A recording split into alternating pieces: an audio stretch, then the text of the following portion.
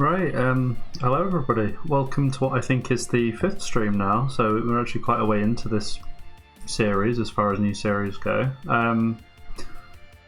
So last time we were stuck on a problem where we were essentially trying to get smoothing to work on spheres, and we were close. We got very close, but it didn't end up working. We spent most of the stream just trying to debug that, and unfortunately didn't come to a solution. However, someone in chat had a look at the code and actually found a bug, which is like super cool. So big shout out to Duck Title. They actually took the time to go through everything and find out what the issue was. That was like awesome. Like, I'm really happy with the fact that people have like helped out. Like, it feels really rewarding, I guess, that people are actually participating in this, and the fact that people are taking the time to debug something's awesome.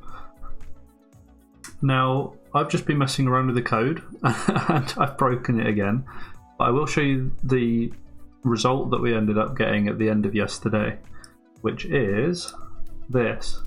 So super happy with this. Like, it basically looks almost exactly what I had in mind, and yes, there's still a way to go. There's still some edge cases to work out and some improvements to make, but we're 50% there basically, at least in terms of the visuals and the end result of it. So one thing you'll notice is like this corner doesn't raise, simply because we don't have blocks that are larger than 1 voxel space at the moment, but that's an edge case that will be taken care of soon. Like, there's some new assets that I've been given, and that's something that we'll be looking at next. Also, stuff like here, there's obviously a drop. That's kind of intended, but rather than just looking like all one shape, it'll, you know, potentially have some like rock texture exposed here, and obviously the top bit will probably be like grass or whatever the assigned material is that you're working with. So you can quite, I hope, easily see how this system that we've been building up to will work in the future and how it will look as an end result, at least partially. So with that being said, we're going to just make some general code improvements. I've already begun and, like I say, experienced a crash, so this will be I guess a fun time to try and debug it, or not so fun time, I suppose. And we'll have to work out what the bug was that I introduced, because as far as I'm aware, I've just been introducing different variables and such, so we'll see if I can find something that's immediately wrong with it. It might just be like an error reading out of bounds or something on an array, which I think it might be. So I'm going to turn off smoothing on large plane now actually and see if that works, because the large plane that we have as a brush extends right to the edge of the world boundaries, and so when it applies smoothing or tries to apply relative smoothing, it'll go outside of the bounds of the map and say, oh, I can't access this space, and then it'll crash out. So I'll quickly disable that just so I can see if it's working, because I've just been trying to add a feature in at the moment, which is to get the underside of the sphere smoothing as well, not just the top. So if we go to, where is it?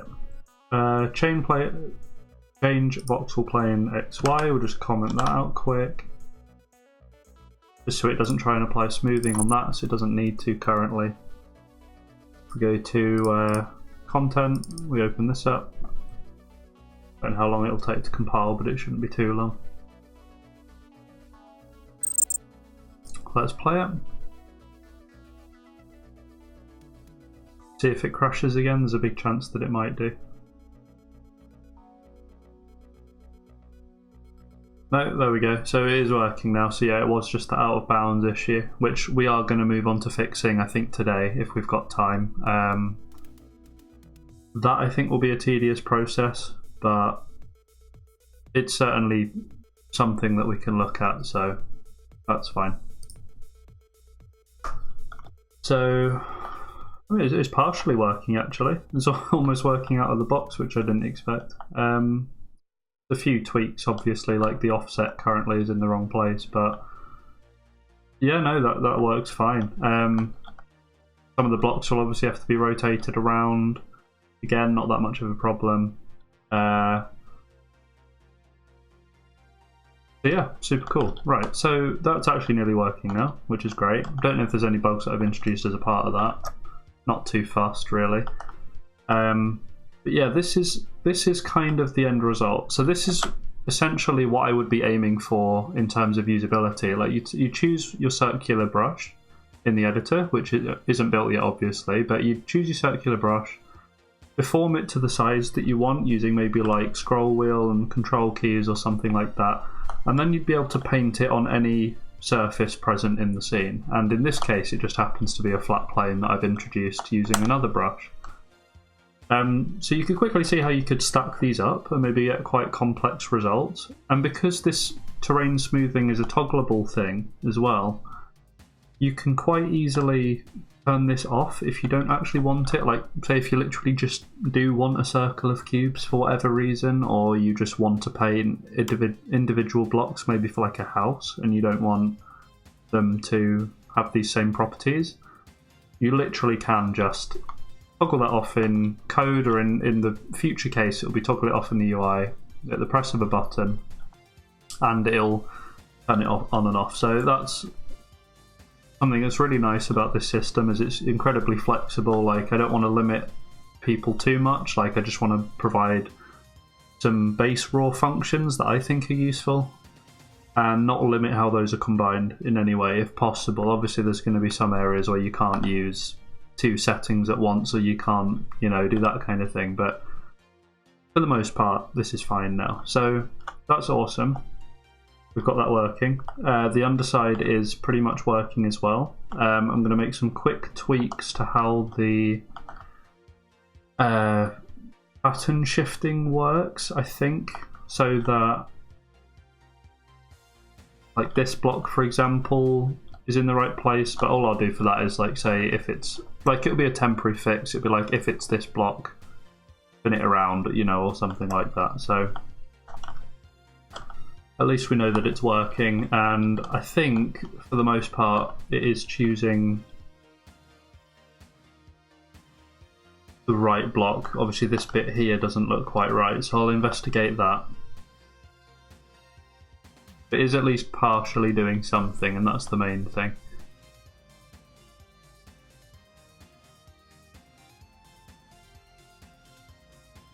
So yeah, super happy with that. Like, thank you so much, Duck Title. Like, without your help I wouldn't be able to get this working, because it was a very simple problem actually. It's one of those things that you don't spot but kind of is obvious in hindsight. So I'll show you where that is. If I go to right at the bottom, I believe it was this function.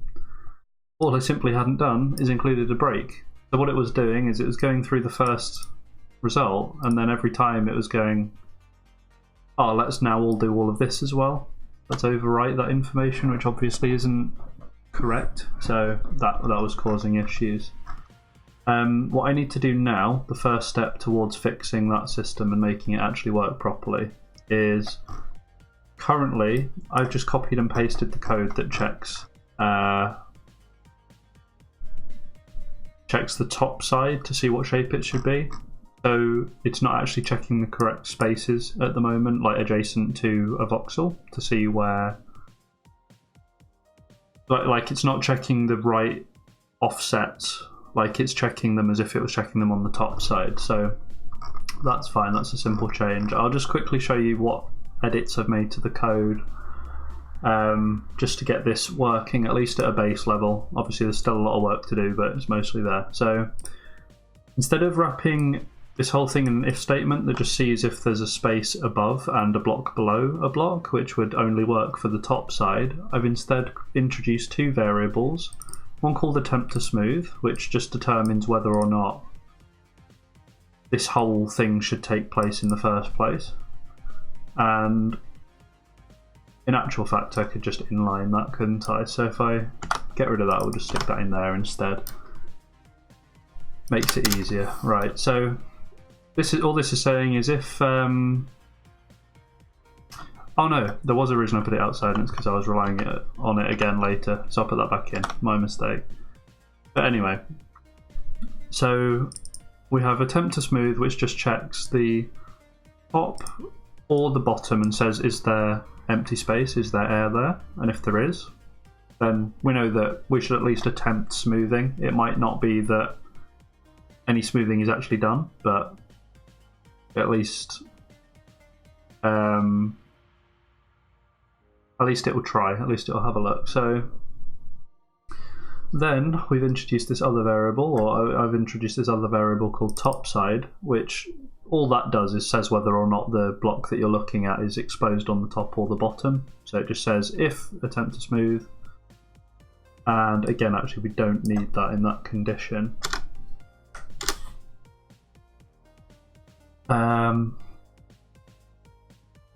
Which means we can inline this. Yeah, I was correct the first time. So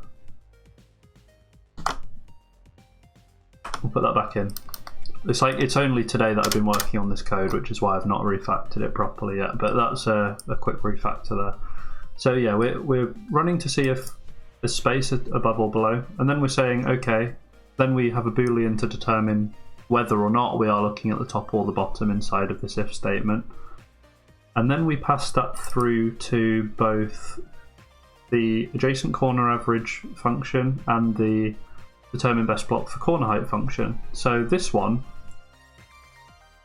is the one which I need to edit, which checks the relevant spaces and then increments or decrements the right variable, essentially. And for this one, now I realised that yes, this will need tweaking slightly, but I realised that all we're doing here is we can still use the same patterns because this function will produce the same output regardless of whether or not it's upside down because of this toggle that we've introduced. So all we have to do in here, and I'll show you that now, is if it's on the bottom, essentially, we just add 4 to the rotation that's output as a part of this, because we've already checked each rotation kind of in the voxel. So adding 4, all that does is tells us that it's an upside down rotation and not a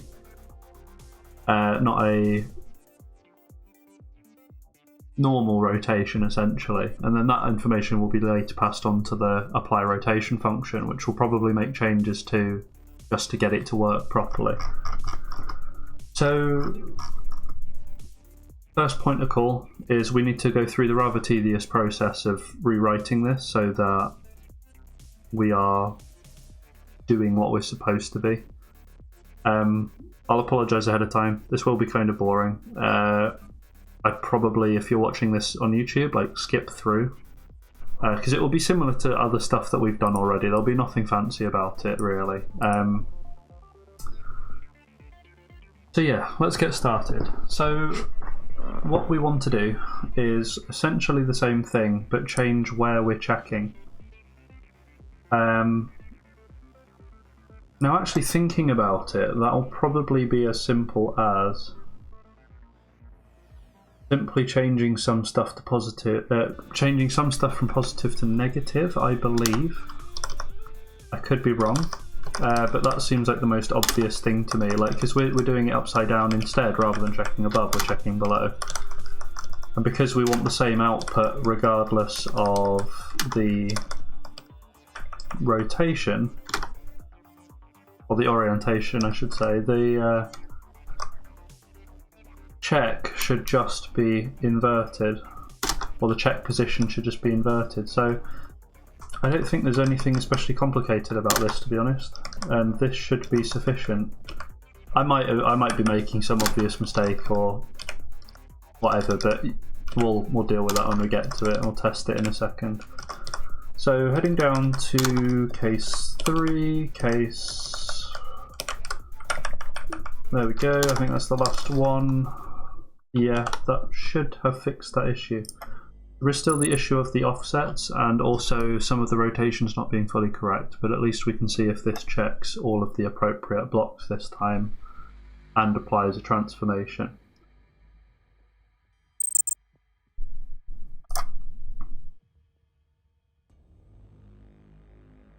So again, we're using the big sphere, so it's a bit laggy. Once we've done all this testing, I will change it to a different shape so that we're not, chugging in the editor and spawning everything in, but that shouldn't be too much of a problem.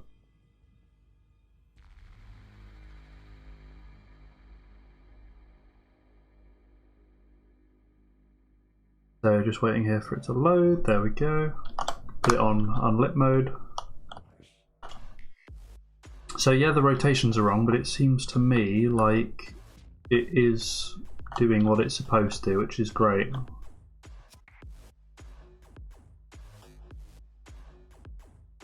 Just seems like, these blocks here need rotating 90 degrees and so on. I'm sure some are like 180 out of whack or something like that. And there is the issue as well of them being shifted one down because of where the origin currently is, but that should be a relatively easy fix, so we'll tackle that in a second as well.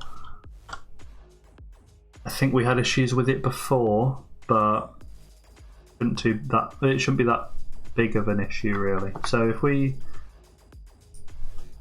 go back to a bit of code that we've not actually checked that much recently, but we did earlier on in this series. We've got the rotation code here, and my thinking is currently that we just kind of change these two around. I think the 180 rotations and 0 rotations are fine because they're just inverted essentially, like there shouldn't be anything wrong with that. So we change this one to 270,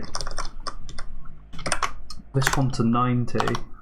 I think that should fix the problem. We'll see. Might not do, but we'll have a look.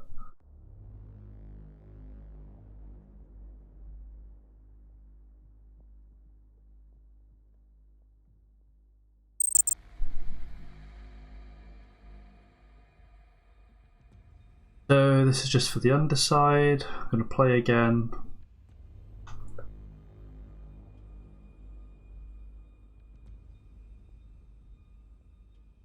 Yeah, I do definitely need to change the amount of shapes in the scene as soon as possible, but it just so happens that this shape's a really good one to test on, so. Here we go. So, has that fixed it? Not quite. It has just inverted everything. But we're nearly there. I think we just need to change 0 and 180 around now. That's working as it should do. Near enough. But yeah, top side looking great. Really looking great so far. So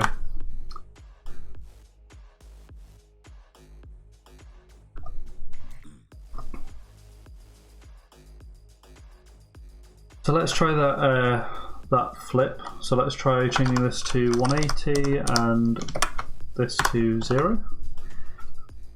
Now I might be doing this in completely the wrong order. It might just be that we need to reverse the order of the rotations from 270 to 0 rather than 0 to 270, and if that's the case, well, we'll probably know if that's the case if this doesn't work, and then we'll test that as well. And we'll just mess around until we get the right result, because that's all it is at the end of the day, just tweaking things until we get what we're supposed to, really.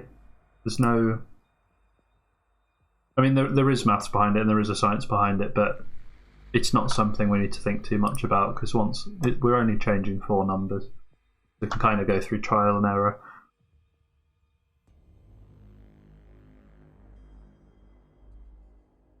But there's a few other things actually on the task list that we need to do, other than getting this to work. And one of them is to make sure that...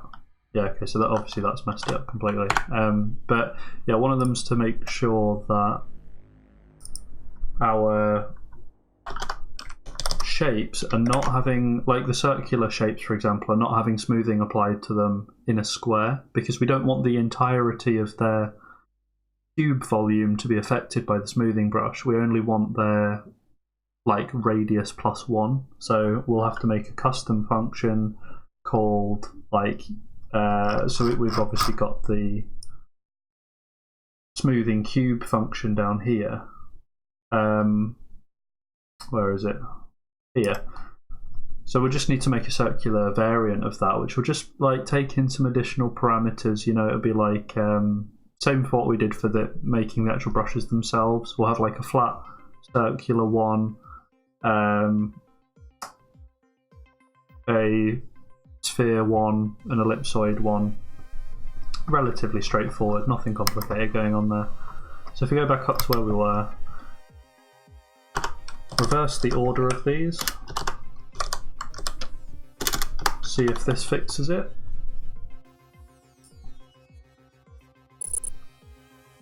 Should be a relatively quick compile.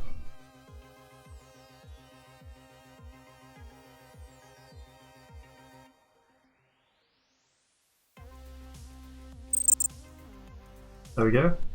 Press play.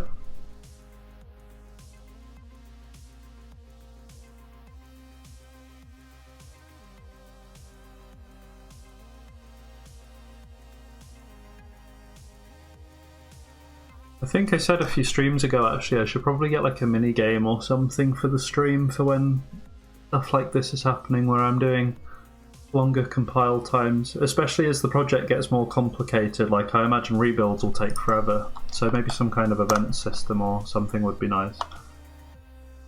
So this is again not quite there. See if I can work out why, and then we'll apply the exact transformation we need. So some of them seem to be in the right orientation. These ones are, for example. We'll just see if they work on all sides. Not quite. And actually, out of curiosity, I want to see if they're the same block as well, because if they're not, then we know that some of the other systems aren't working quite as intended. So that's the wedge with one corner shaved off, I should say, and this one I think is the same as well, so that looks fine. I think maybe we just need to work on the offset a little bit. So I think it is rotating in the right direction, but the offset is probably incorrect, I would have guessed, watching this.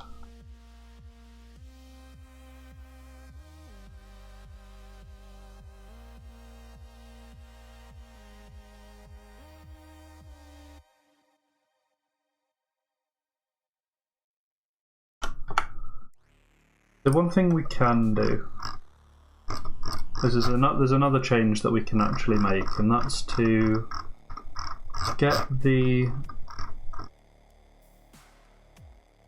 rotating function down here, the checking function, to rotate in the opposite direction. So that's as simple as saying if top, do it this way, and then move all of those into there, and having an else, essentially copying the same thing and then just reversing the order of the numbers. So that'll start off as 3. Basically we're just going through one by one, changing each of them. So starting at 0, 1, 2, there we go. And if we've done that, oh, I don't want to zoom in all the way. If we've done that, it should hopefully either fix the problem we're having, or at least we know now that we're checking it properly and we can revert the changes that we made up in the rotation function here. So we'll save that quick, do a recompile.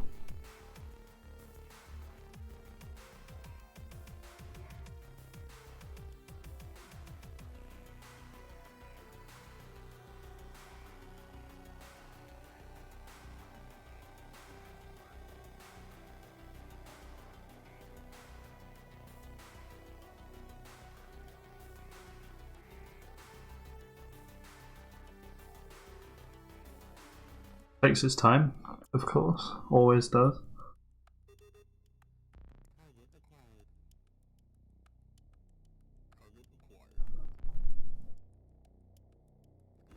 Or maybe I need like a side project, like I don't know, something I can do like on one window and swap between the two. But I don't know what I do.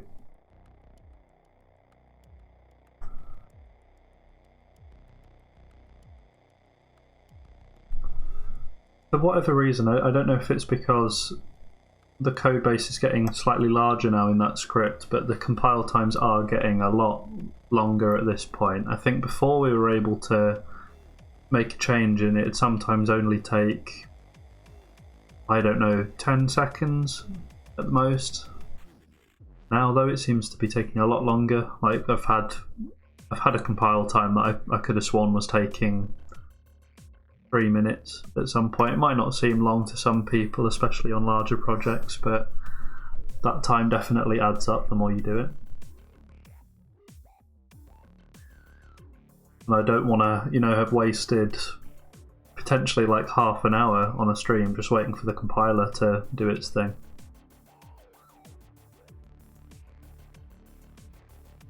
Seems to be especially slow this time for whatever reason. The one thing I can do actually while we wait is supposedly, I won't bring it up on stream so none of you can like see all the people that I'm chatting to, but I think I've been sent on Facebook the new models, so I'll see if I can grab them quick. I should have a new zip folder. Got the new planes in it to replace the current ones that we have.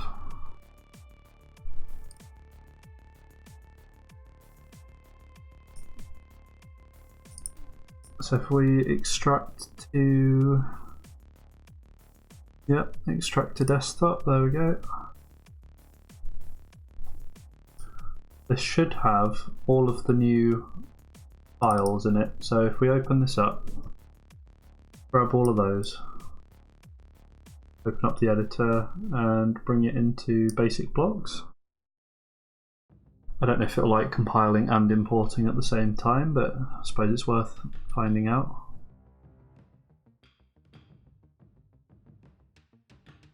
Check my settings quick.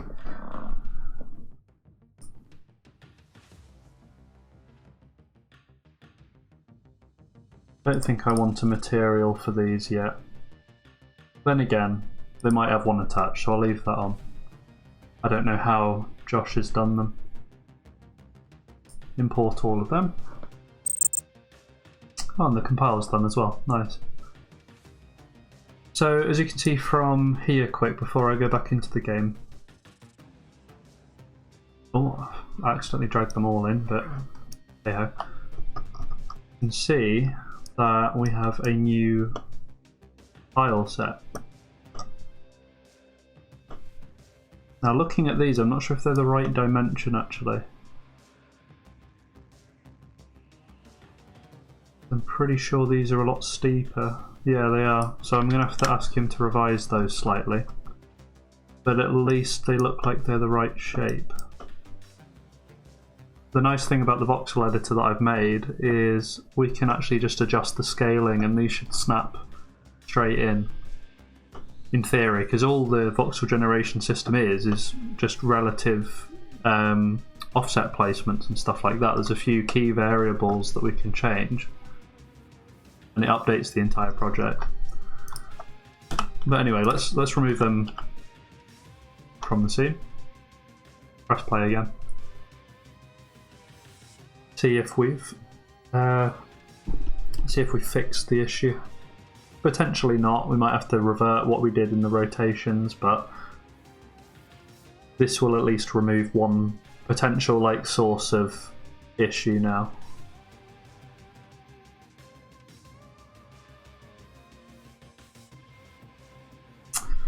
And it's crashed. Great.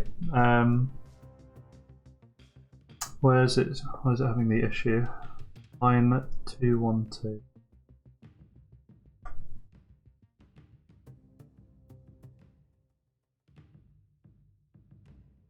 Ran out of memory. That's strange. Don't don't think that's related to my code, so it might just be like a memory leak or something. Let's double check.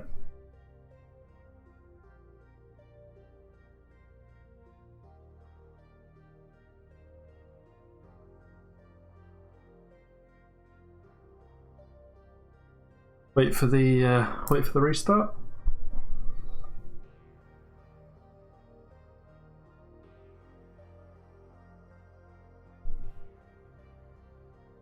So if I think about this, I guess logically I need to know exactly how it is that the upside down rotations will have changed the properties of the shape, just so then I can work out the actual rotations that need to be applied, or the actual combination of rotations. So I think I'm correct in thinking that I need to do it in reverse order, because we've obviously flipped it round. However, I think it needs to be offset by a certain amount, because each of the rotations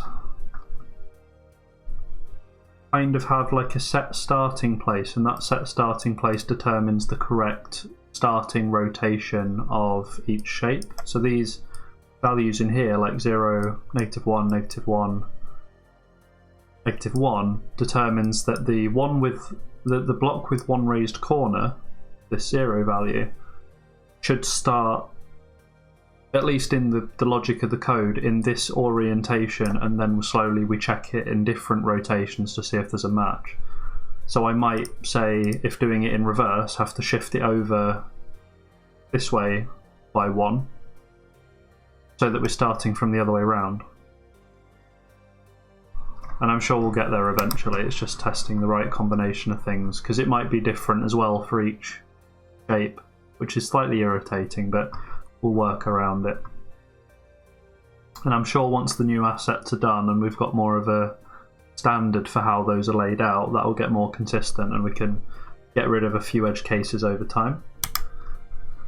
So we've got the editor up again. Go to here, let's see if it breaks this time. So if it's a memory issue, it could be just the editor's decided to kill itself for whatever reason.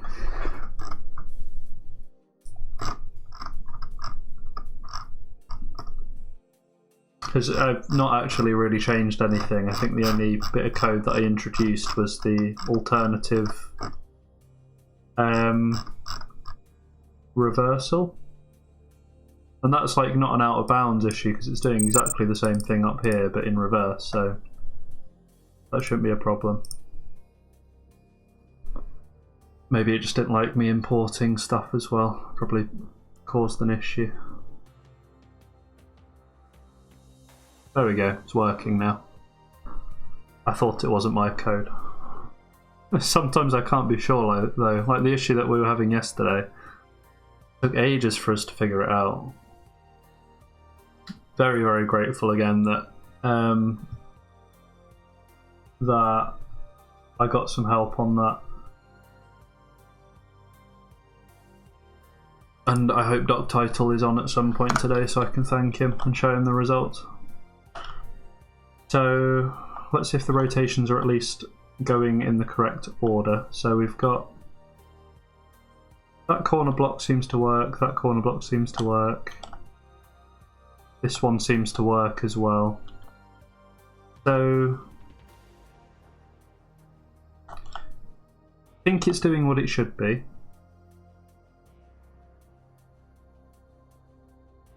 But we need to change the starting orientation for some of the blocks. So like the ramp one needs to be maybe rotated one round to the left or something like that.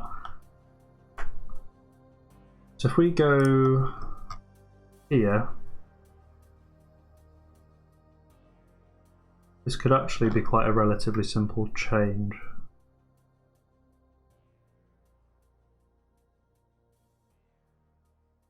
Would be nice if all of the blocks had a consistent starting point, but unfortunately they don't. What I could do, I suppose, is I guess I could reverse the bit pattern order when we put it in, if it's for the bottom. So if I did like, if not top, and then just do like a bit pattern reversal or something like that, just swap things around. So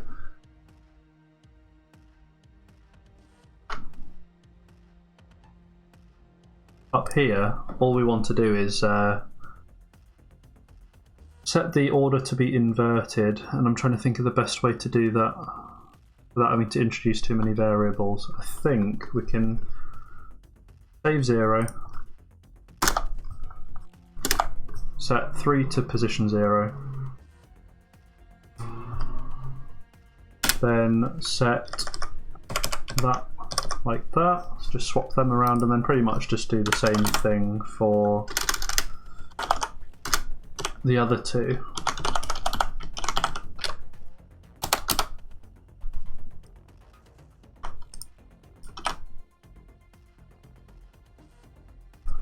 And change that to 1.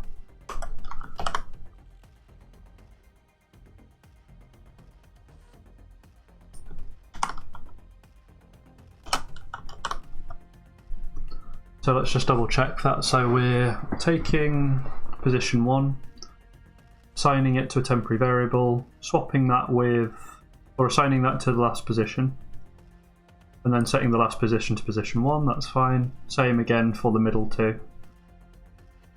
Yeah, that seems all good. Right, so now we've done that,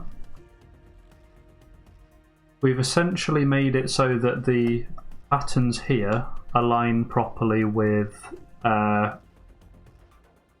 what it is that we're supposed to be doing, and then we can revert this old rotation code that we had above back to what it should be, which was going in the other direction. And I think both reversing it and then reversing the rotation order of that part should offset the fact that it's rotating in reverse when flipped upside down.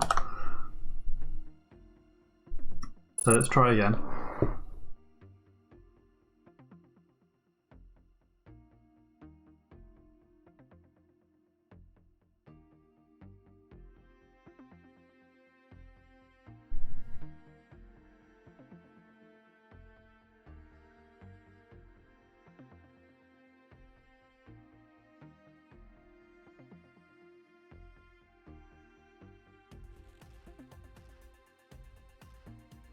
Tell you what I could maybe do, like start an art stream.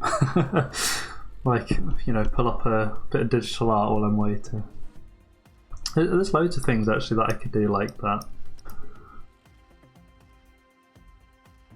Like, I could have a project on the side, or like an art thing on the side, have a game or two to play. I just don't really know what would be the most engaging for people to watch, really. I don't know, if anyone's got any suggestions, tell me.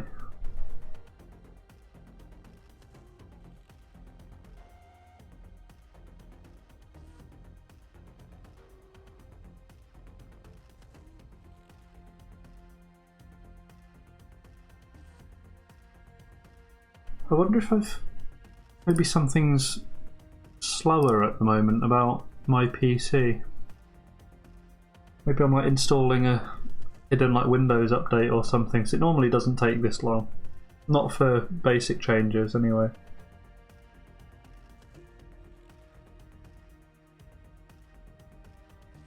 It would be nice actually if this was in, if I was doing this in Unity, I think. I mean, like feasibility wise, it's not really the right engine for this project, just because I need direct control over the performance of it, but like if I was to do another game development thing, like streaming, like if I was purely focused on just the stream quality, obviously like I care about the stream quality, but like if I was primarily focused on the stream quality, I think Unity would probably be the best engine to use, because there isn't a compile time as such. Okay, how's this? So, is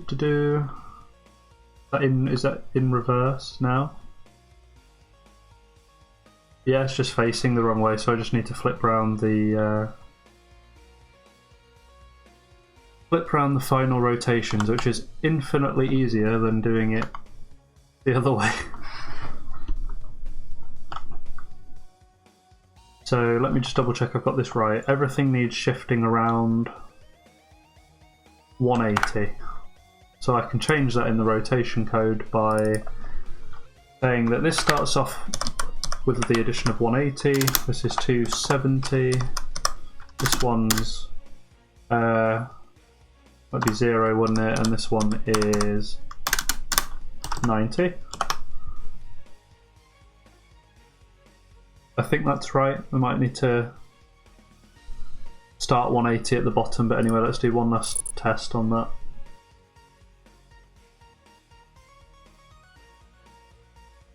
So doing all of that reversal stuff that we did earlier, that's just made it aligned correctly. But whether or not it's the correct final rotation is separate as a problem.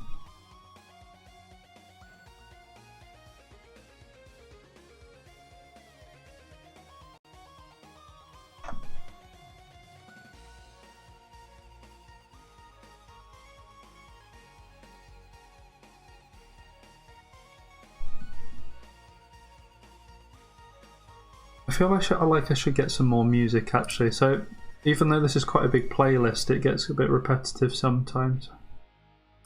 See what stations they've got. There's a lot of EDM. Don't really like, not really a massive fan of EDM. There's a lot of hype as well, but again, don't want a lot of hype. There's Chill, that's got a lot of tracks. I'll give that a go. Anyway, it's built now, so there we go. That is exactly what we want, with the exception of the gap offset here.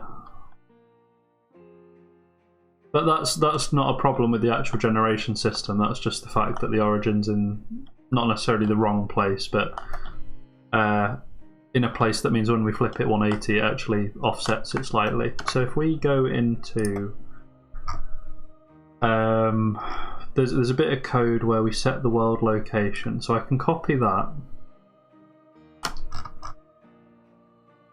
and then whenever we're doing these rotations here, just as a temporary fix, I can put in this, but with an additional, I believe it would be 50 units.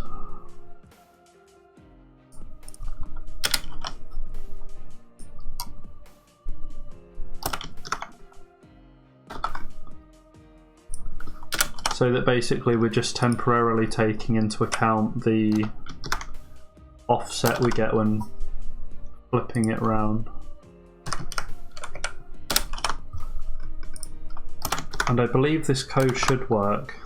I can't see any reason why it won't. I did have issues trying to do relative offsets before, but if I just set its thing to be world dependent, then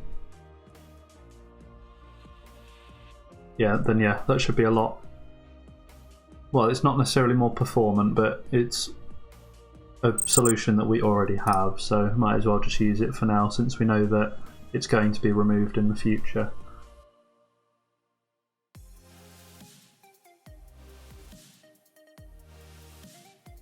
See, that compile was a lot faster since we weren't affecting so many lines.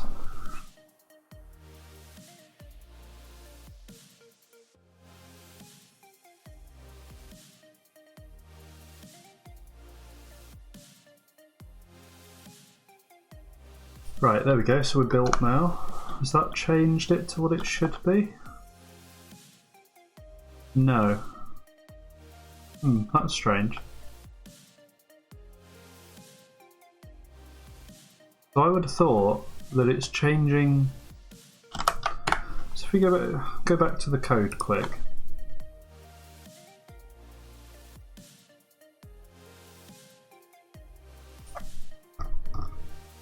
Maybe you can only set world location once, potentially. Let me look it up on the side.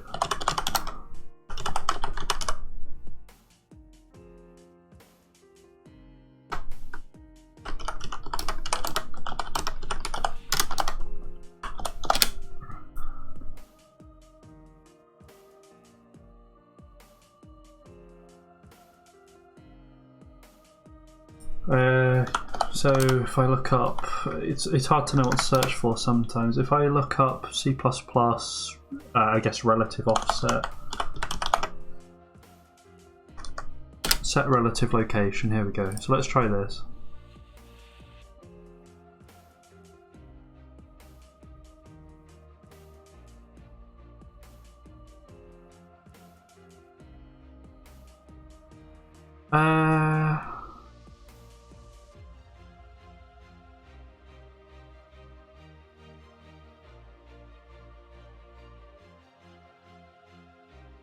Okay, so maybe it can't be changed at runtime. Maybe it has to like.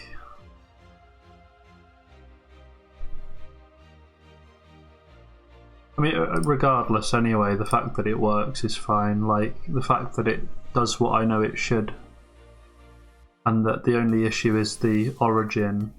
I think is something that I can kind of live with for now, at least until we've updated the models. I will ask Josh to fix the models based on my request for the thing that we need, which is just to have them scaled up by 2.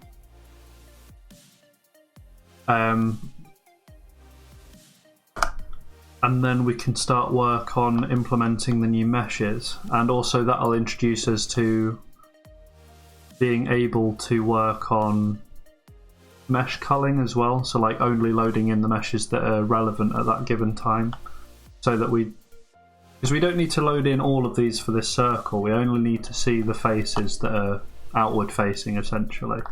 And that should be a relatively simple code challenge, because it's just checking whether or not there is anything next to that block side, and then we're just exposing that. So, I mean, there's a few edge cases, but for the most part it's relatively simple.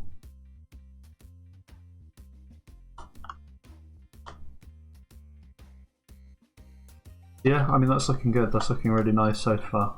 Really pleased with how this is turning out.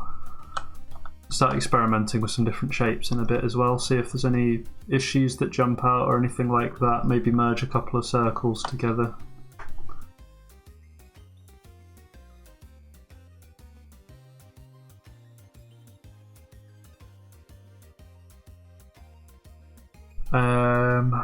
So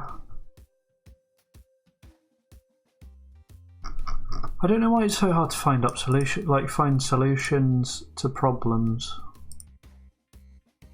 The UE4.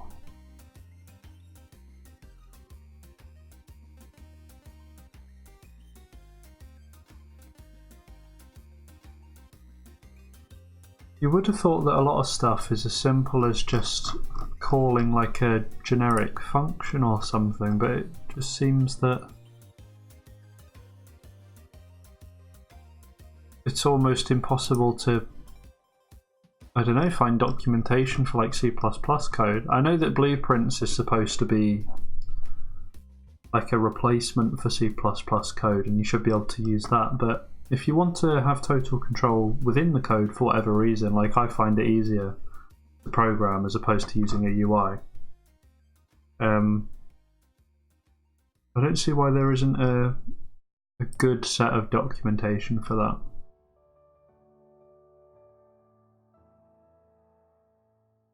And it seems like a lot of the forum posts are either outdated or not quite the thing I'm after.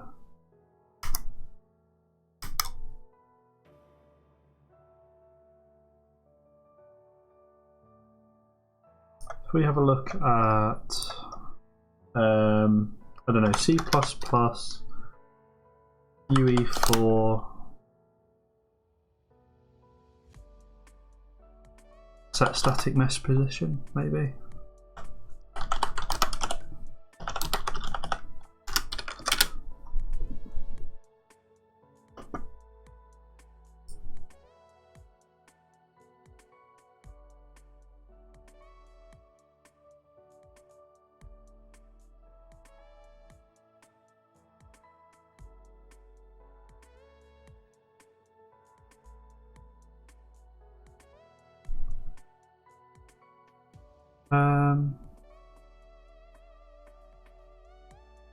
I think potentially, like with most things in Unreal, there positions and rotations and that kind of thing don't tend to like to be set outside of constructors. Like, there are functions for doing it outside of constructors, but they tend to be a bit harder to track down for some reason, like when looking at stuff through the docs.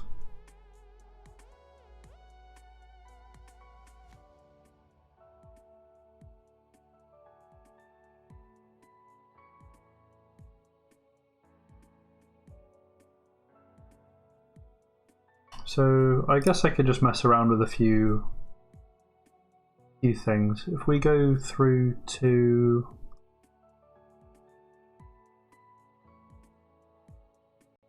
where are we now? I'm getting a bit lost in the code. Right, so if we go back to our rotation function here, I would have thought set world location would be fine. Maybe it's add. Oops.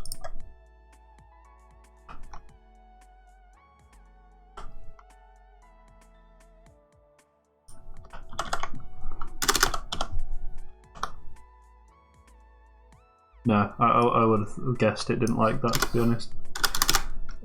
So if we do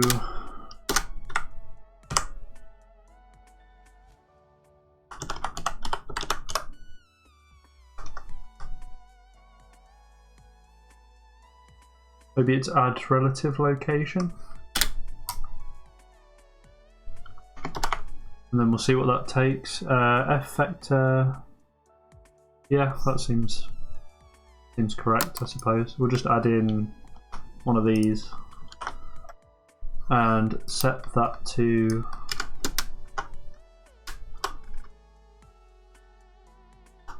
zero, 0, 50.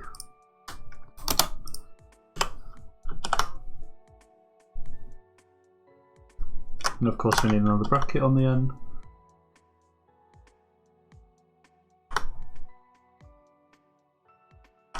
Overwrite the rest of these.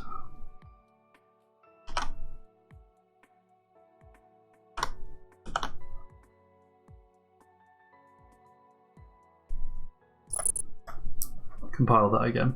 I think the add function is probably more meant for runtime stuff. I don't know why the set world location's not quite working properly. There's probably a reason, but one that I'm too naive to know about at the moment. Well, I won't say naive, just not well researched enough yet.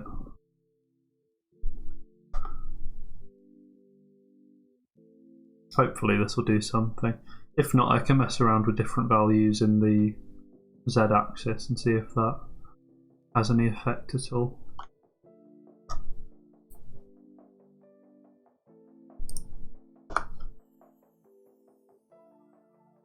No, you see that's kind of odd. Maybe there's some kind of setting, like maybe it's because it's a static mesh, it can't move, but I would have thought that static meshes could move.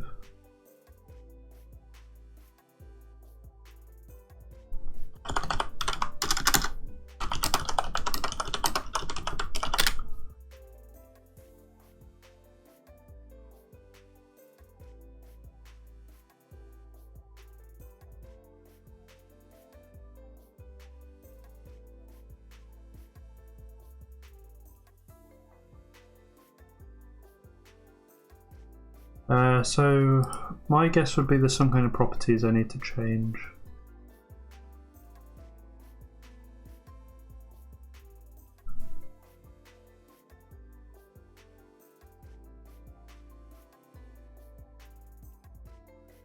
Let's see what properties we can find. There might be some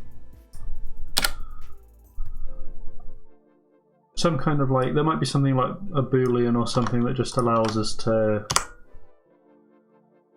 I don't know, I guess move it around. So static, maybe like a static property.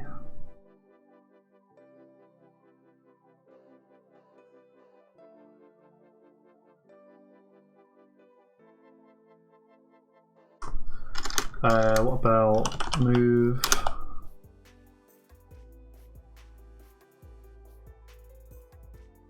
Maybe it's move component actually. Try that. No harm in trying. And then we'll copy this in.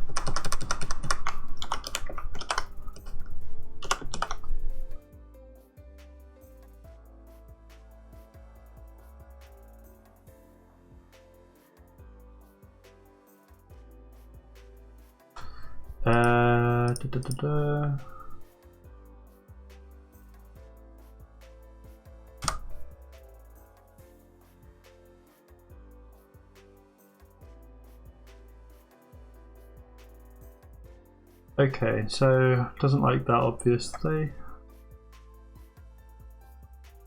Just stick another parameter in and see if that fixes it.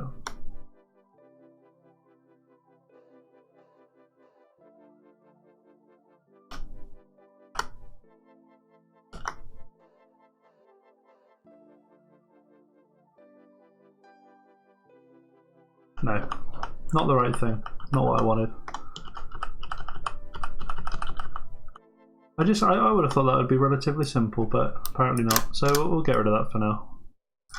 We've not lost anything really, we'll just worry about that later.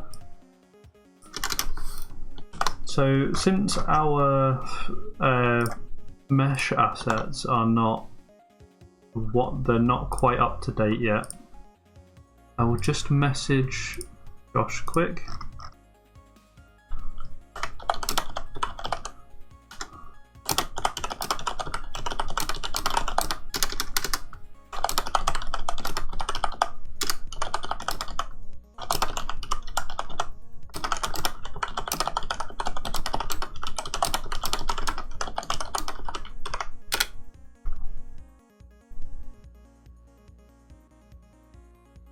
Right, so I've sent him a message and hopefully when he's not busy, so I think he's at work at the moment, he'll be able to send me a new asset pack. So I'm going to have a quick look at the code and see if there's anything that we can update at the moment, anything that we can improve until we get those assets. And we probably won't get them today, to be honest, because he needs to not only be free but also have time to sort them all out. And I think he said there was 14 of them or something like that.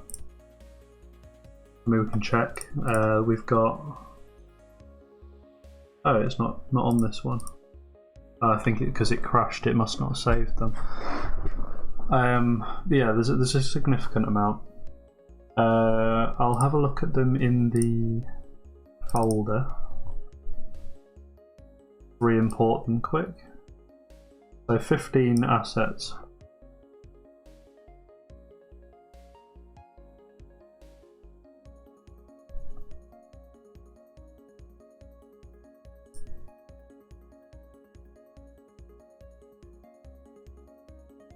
So just to go through some of the ones that will make a big difference to the code, but not the code, sorry, the project. There is this one.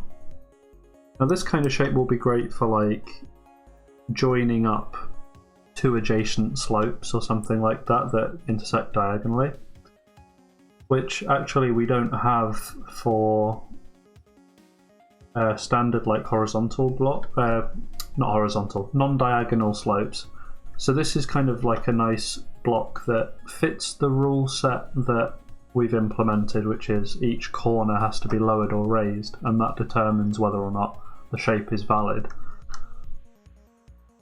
So this is like an interesting piece because it still satisfies the rule set, but it's kind of a bit unusual, it's a bit different.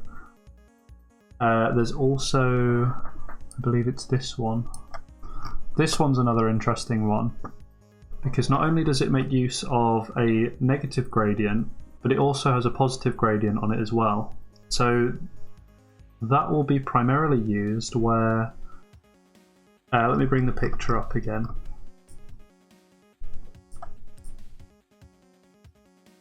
Be primarily used where we've got these corner blocks. So traditionally we do want to limit our voxels to half height.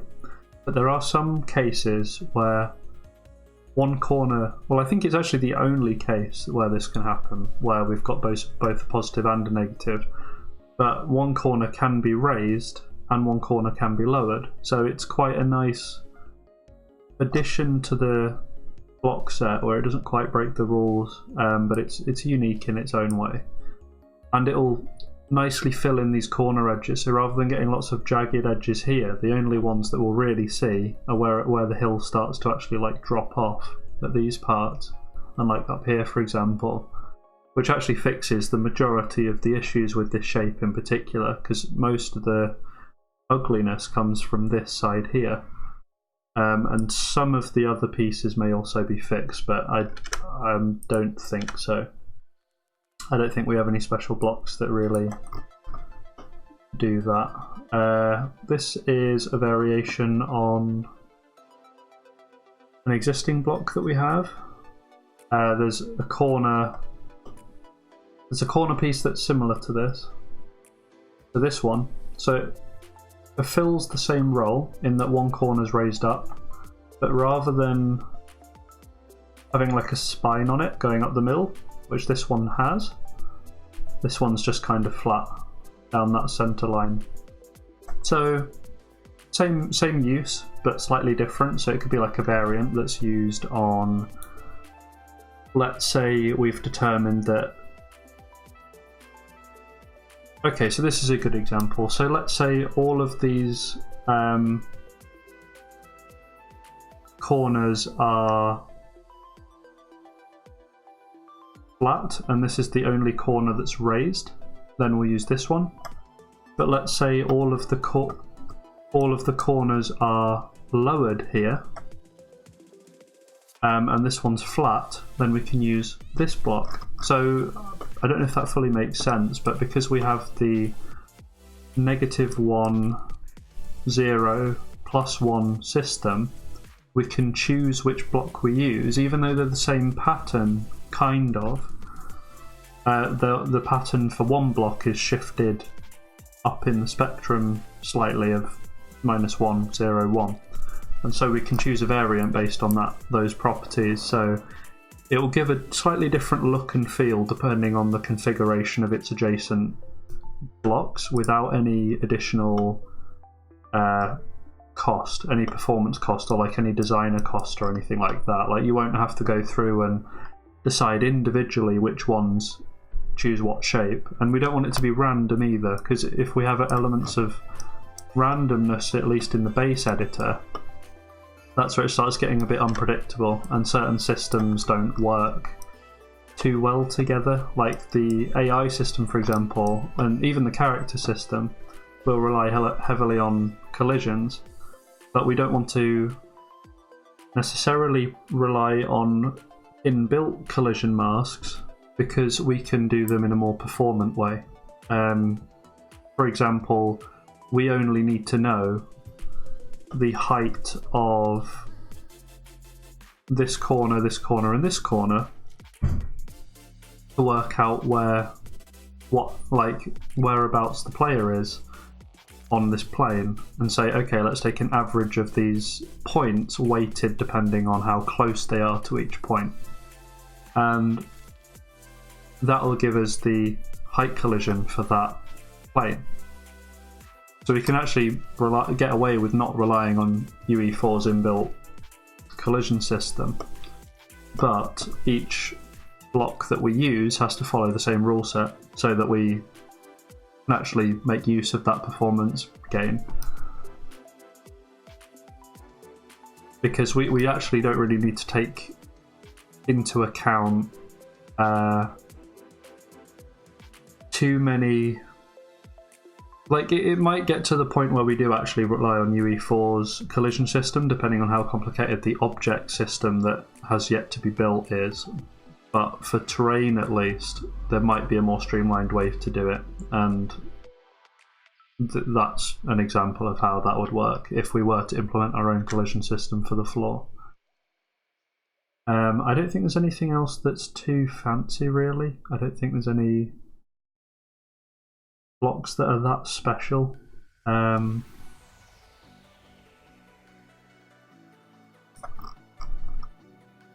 No, again, I mean, there's that block. There's also its inverse, which is where the center's raised. I think it's this one. Although I think Josh has accidentally done the same block there. But that again will just be something I'll chase up with him, like saying, because it's hard to look at all of these models as a set when you don't have access to the engine. So it's good for me to receive them early, test them, and then send them back and say these are some tweaks or adjustments that we need making.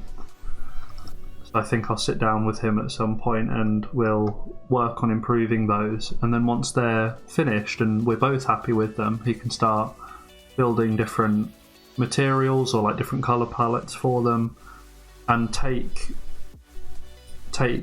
this, which we've currently got, which is just some basic color materials that I've put together as a programmer just to test it, and he can completely overhaul the look and feel of those blocks, which will be amazing. Like seeing the top face of all of these blocks be grass maybe, or the sides being like rock or something, or like dirt. Kind of similar to Minecraft blocks, but we have more freedom, like more flexibility.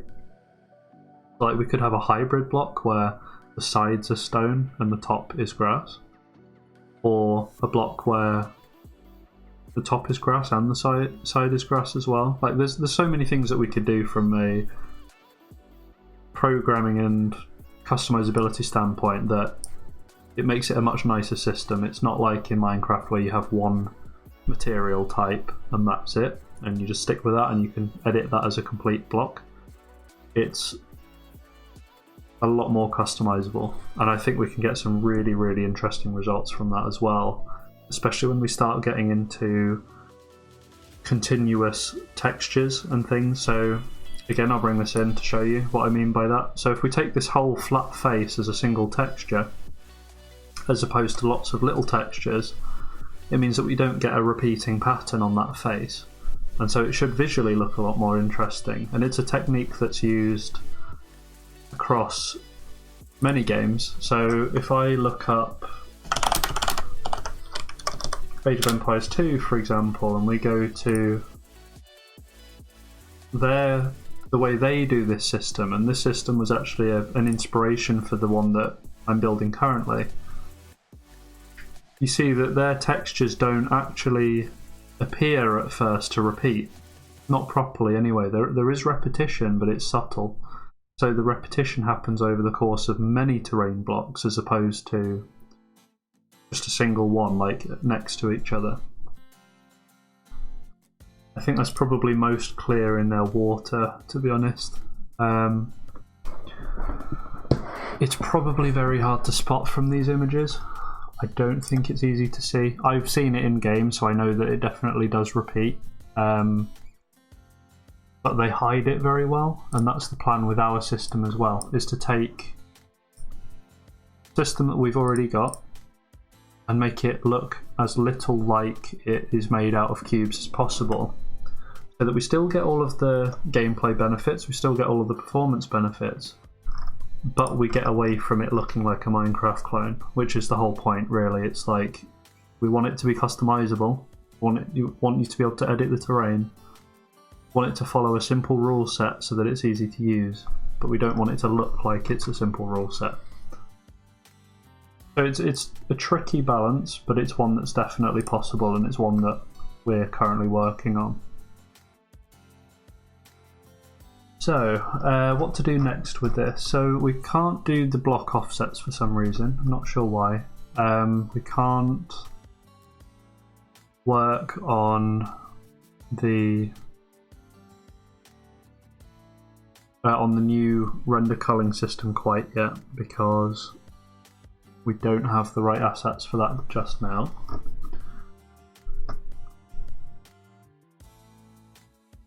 So what can we do? Let me think. You'll have to give me a minute.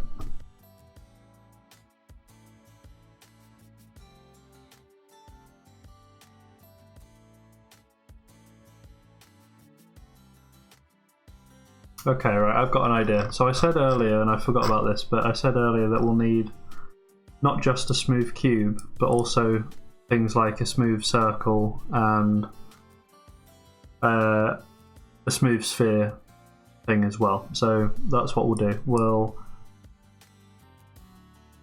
essentially copy the implementation for this, but create something with a custom parameter list that can be used in these other functions which have slightly different setups. So if we make some new definitions,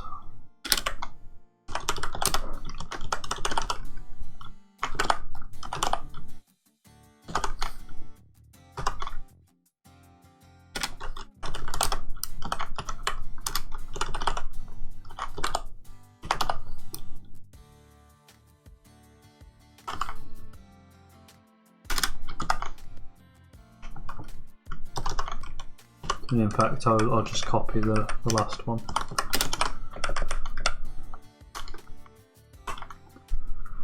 So these are the three planes that a circle can be produced on.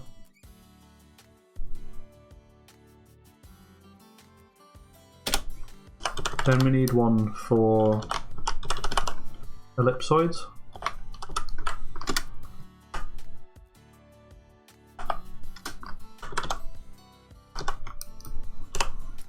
And in fact, because these aren't public facing functions, I can, instead of calling these circle, I'll call these ellipse, smooth ellipse, and then I can just reuse those in the circle functions and just pass in the right parameters. It's not like with these functions where the reason there's a circle and there's an ellipse function, like the reason there are both of those and they're not just one thing with adjustable parameters is because when a user will be looking for those tools, they might simply want to just select a circle and they might not want to use the ellipse brush. Like it might have slightly different properties or it might behave slightly differently. Same with, I think it's the same in like Photoshop actually, which is why I had the idea to split them up into two separate things. But since these are internal functions, other than them being on different axes, we don't actually need variants of them.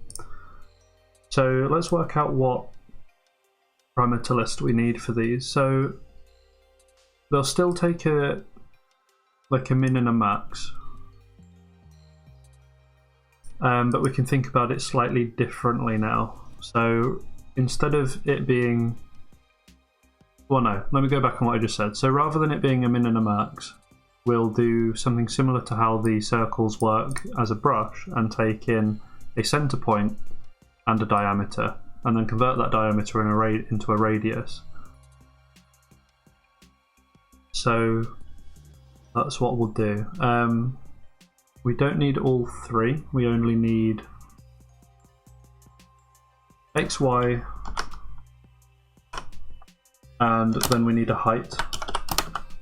We'll just call that a Z. And then we need int diameter.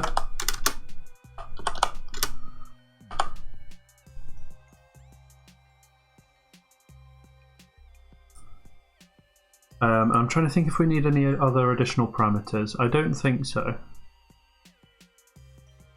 Fairly certain we don't. So we can copy this parameter list down and just change things appropriately.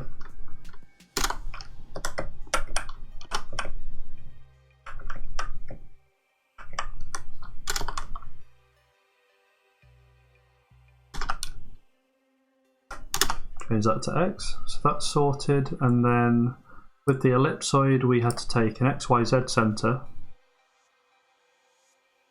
and then an XYZ diameter, so it's a bit more complicated,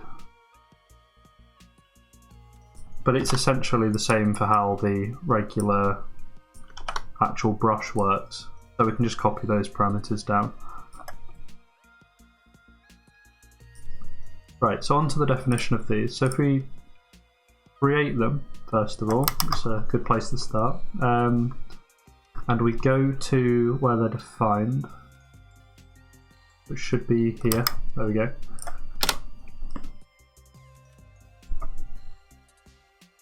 We can essentially try and copy the implementation of the voxel cube, the smooth cube that we've got, but change the way the the selection process works. So like wrap this inner part with a function that determines whether or not it's within the radius of the circle, and it's not just part of the cube volume. So if we copy this entire thing,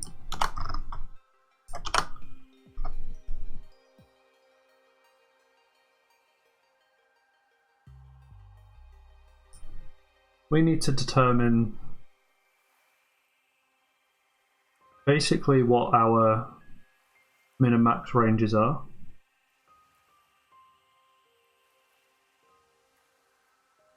Which in this case is, like, we need an additional parameter, we need a radius. So what we'll do is we'll take new variable called radius, make it equal to diameter divided by 2.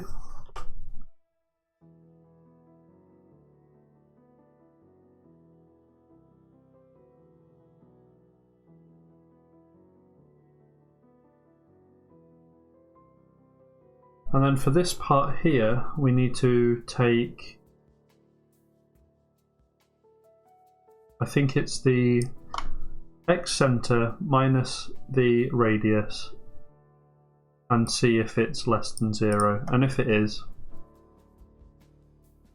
then obviously we need to create a definition for that. And these all need definitions as well. So they're no longer parameters in this case, they're no longer things that are passed in.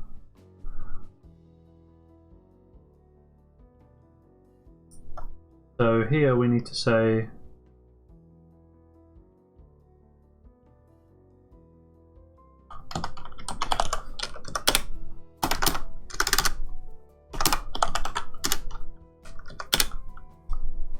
x center minus radius. Is this less than 0? So is it out of the bounds of the world? If it is, just return 0. If not, return the original result. And it's the same thing for everything else as well.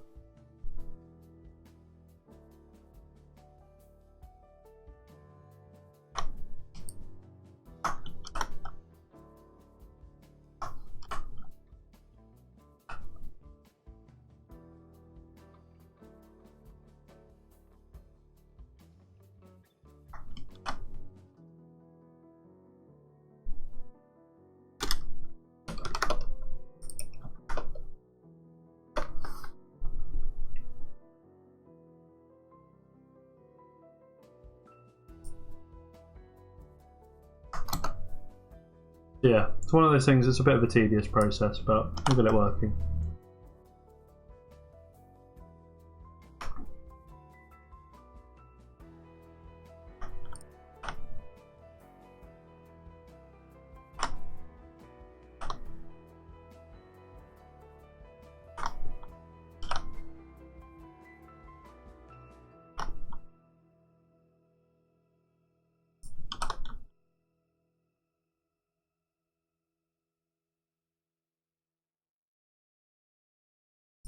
There we go, and I've just realised this bit here, rather than it being like a Z center, because we don't have that parameter, it's just Z. And rather than minusing the radius, we're just minusing 1, because we want it to affect above and below.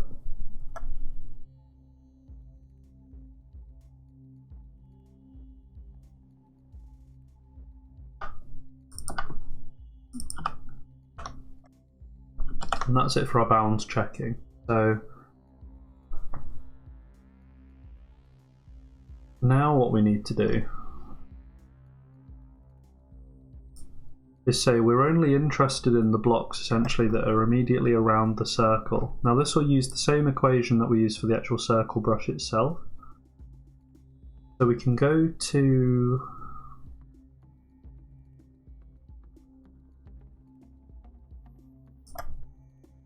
something like the,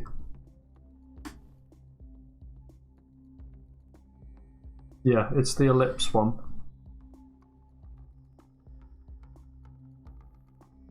And we can see how it was implemented here. So one thing that's important to note is it takes the, it edits where the center is based on whether or not it's even or odd, which is important. We'll have to factor that in. But put simply, it just wraps around this change voxel in an if statement which does some basic maths calculations and just sees if it's actually within the range itself. So we can copy that, go back down to where we were working before, put that up here.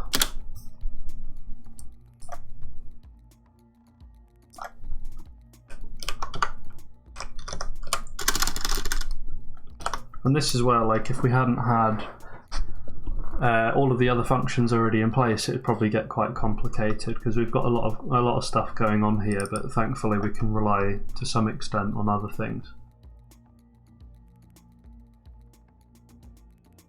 So something that I forgot about is, because this is an ellipse, we need not just the diameter, but we need the x, y, z diameter as well. So we can copy that implementation from circle again.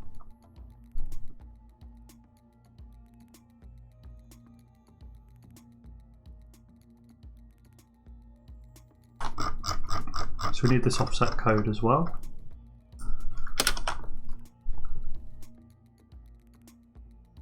But in the definition up here, we just need to add in a couple more parameters. In fact, no, it's just one parameter, it's just the y diameter.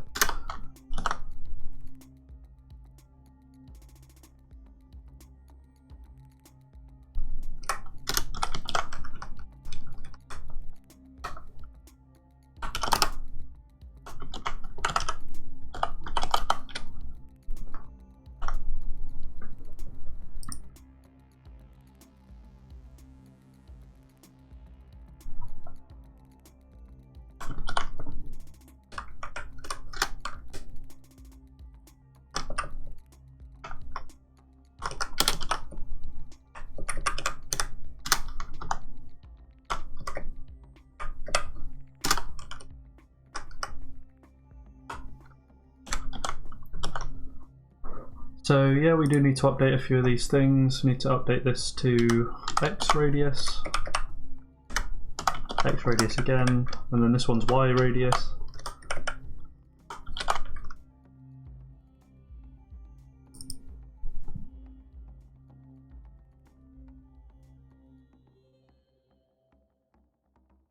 It'd help if I could actually type properly, that'd be a big bonus.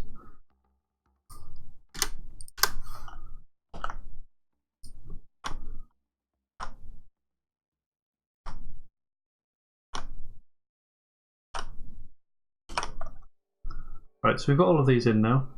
I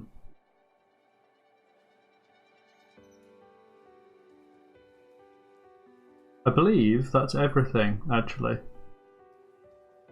This will probably throw an error in a second, so I don't think we have all of the variables defined. Oh no, we do. Yeah, we do have them all defined, so that's fine. That's all good. I think that is that function finished. I can't be certain. I'm fairly certain. I'm pretty sure it is. Like, we'll revisit this if any bugs arise. But as far as I can tell, it's actually correct, since we're using like a hybrid of two separate implementations.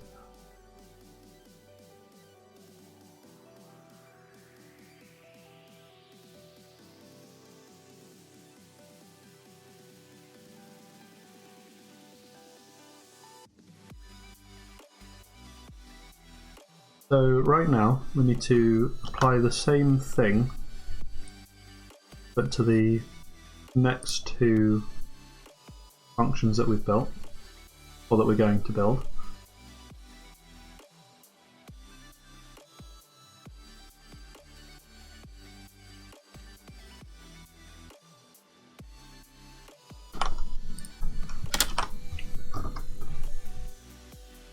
And all we're doing here really is changing around a few of the parameters that we're using.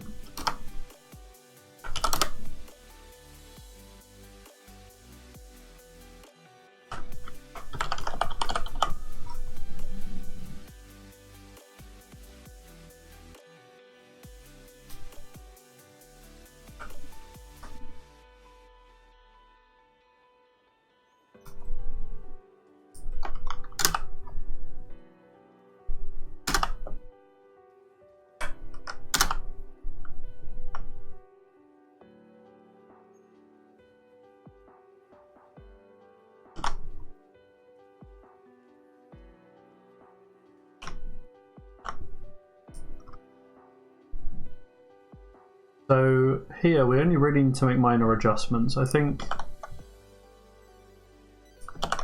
everything should be correct for the most part in terms of the parameters that we're passing in. It seems correct. We've got the X, Y, and Z. We've got the X diameter, Z diameter. That seems fine. I think it's just a matter now of updating everything to the right variable that we're using, essentially.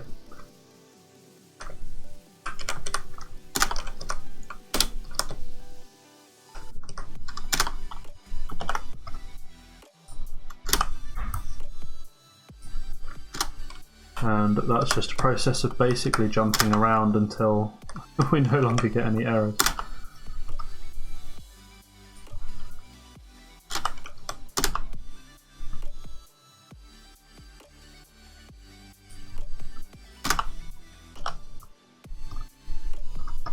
Right, so I think we're pretty much done apart from one part, which is inside of the testing function itself, where we need to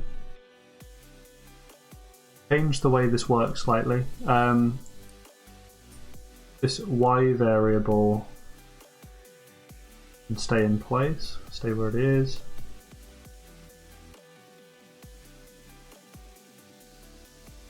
We just need to change every instance of Y radius to Z radius, I think.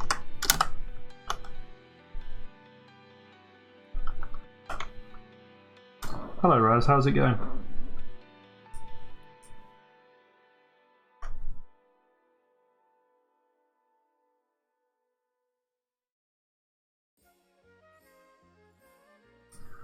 Not too bad, yeah, just been slowly working through today's tasks. I can show you what we've been up to actually.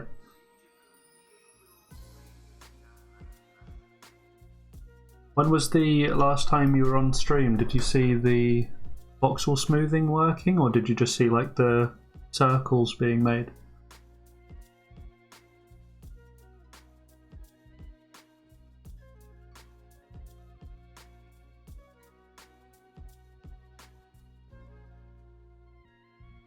Fair enough. Well, I'll show you where we're at now actually, so we've made some good progress so far.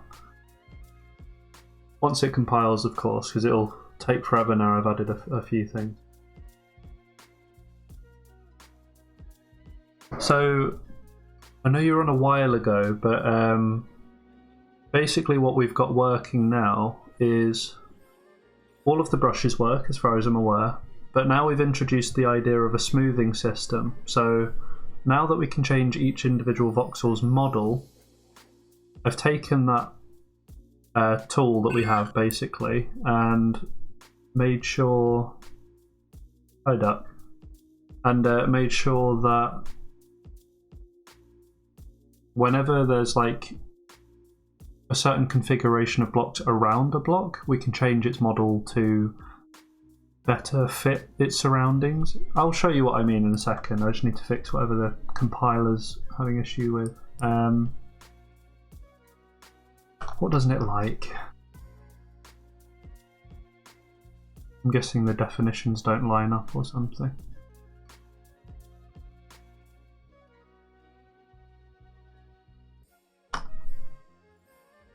There we go, stick that in there, should be fine. Let's recompile this quick.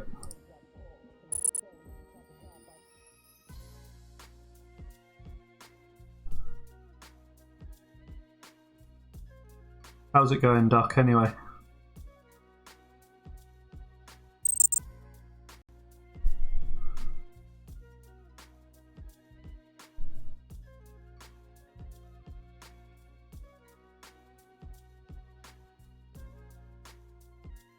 That's good. Like, honestly, like, I'm so grateful for your help yesterday. Yeah, Raz, exactly. It's like a gradient, but the results are actually like more impressive than I thought they would be. At least on the circle that I've got to test it on, because I kind of had this system pictured in my head, and I thought it might be a bit janky and it might not always work, but the results are actually really good so far. But yesterday we were trying to get it working, and like I couldn't for the life of me figure it out. Turns out all the code was fine, and we'd gone through and bug tested everything, but I'd missed some breakpoints, which Duck like actually took the time to go off and find for me and fix, which like honestly, like it means so much to me, man. Like the fact that someone watches this stream, enjoys it, and not only that, participates as well is amazing. Like it's a great feeling. So I'll show you where we're at. So this is a kind of typical example of the use case that this would be applied to.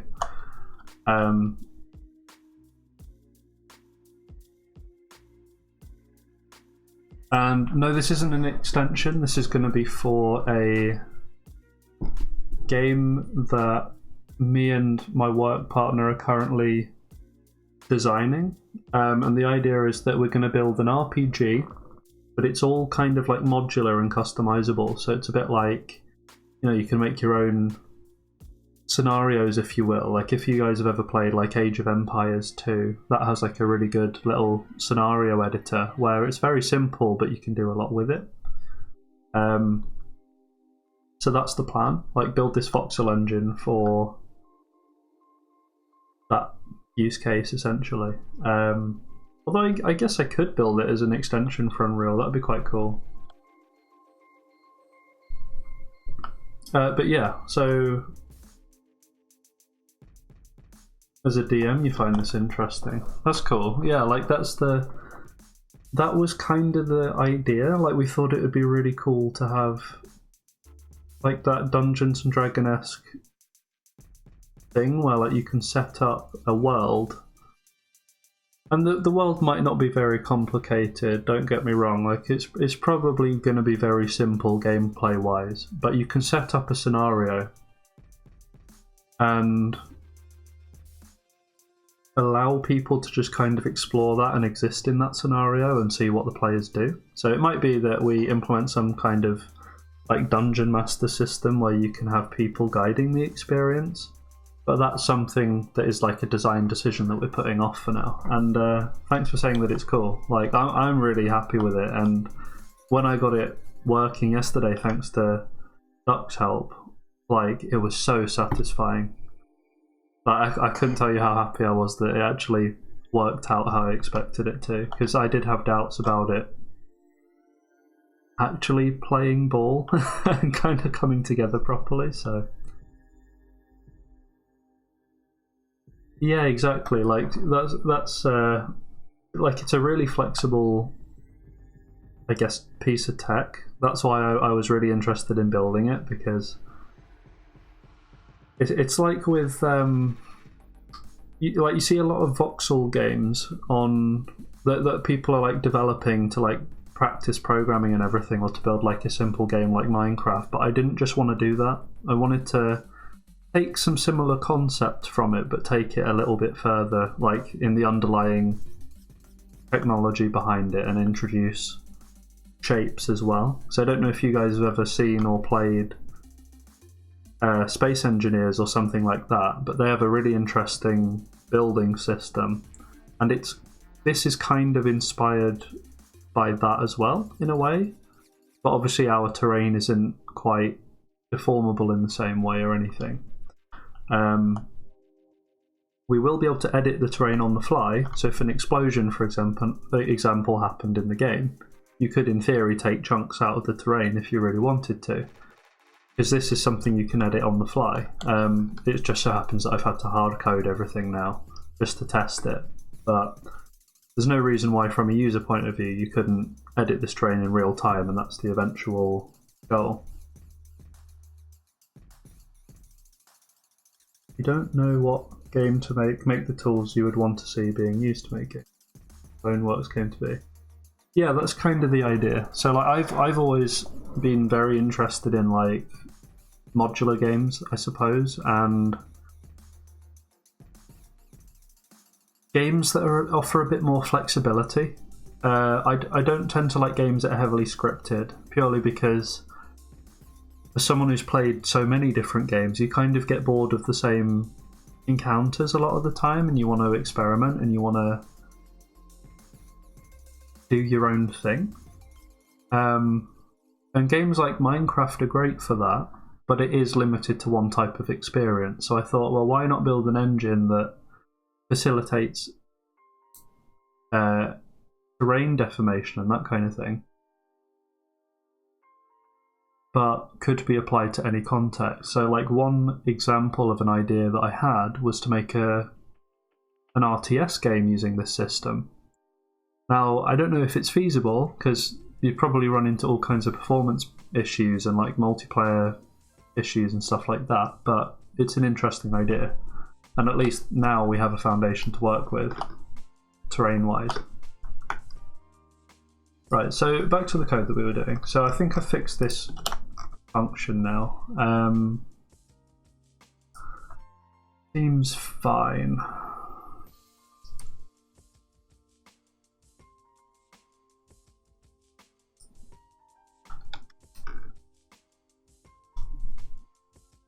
Just my parameter list here needs updating.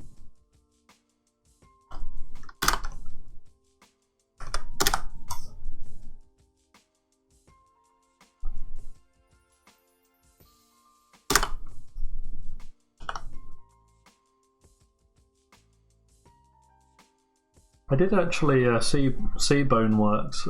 I think it's that VR game, isn't it? And like I think that looks super cool.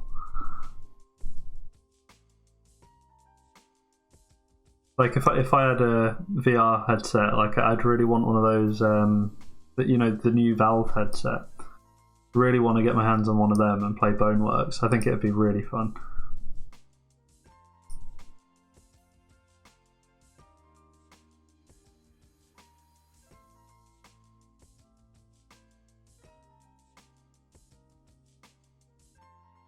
Getting one for work, that'd be sick.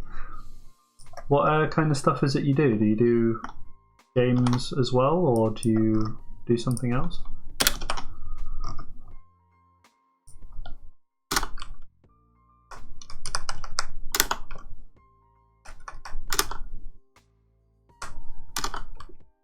Unity VR dev. Oh yeah, no, that would be sick, yeah. Doing it for uni. I think we've got some VR gear at my university, but it's kind of hard to get your hands on because so many people rent it out for like final year projects and stuff.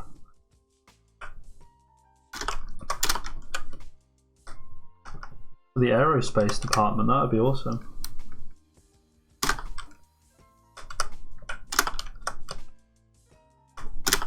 I guess it would be really good as like a training tool to use that kind of headset.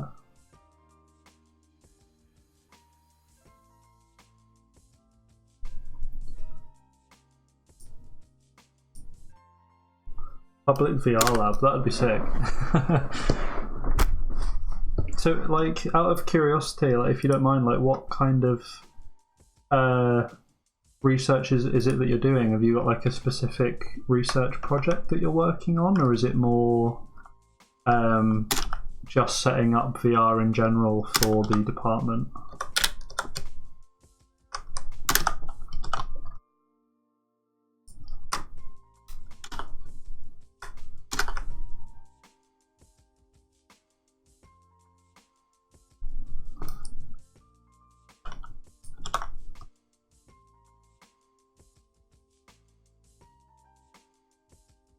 Okay, that's cool.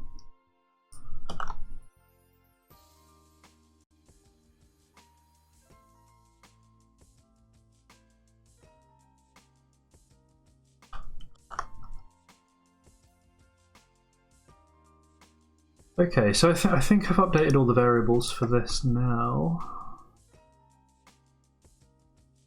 Kind of tedious work, and sometimes you don't know if it'll work until you test it, because to be honest, I can't afford like the energy to think everything that I've just done through properly and know if it'll work, but I'm fairly confident that it will.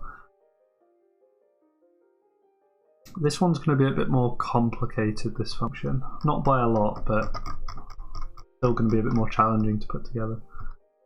If I copy this.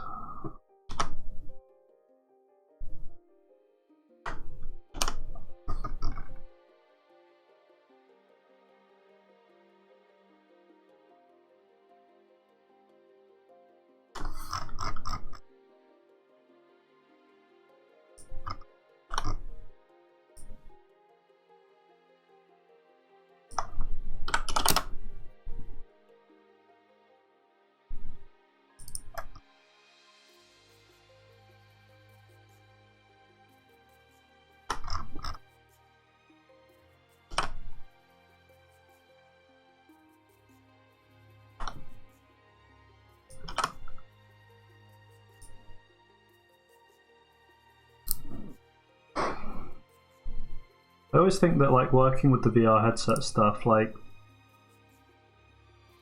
I feel like it does honestly have the potential to be the future of games. Like, I don't think there's any way around that. Like, it will be pivotal to gaming and industry as well. But for whatever reason, you don't really see it, I guess, used properly, because the know how to use it and the support and the financing and everything just isn't there right now.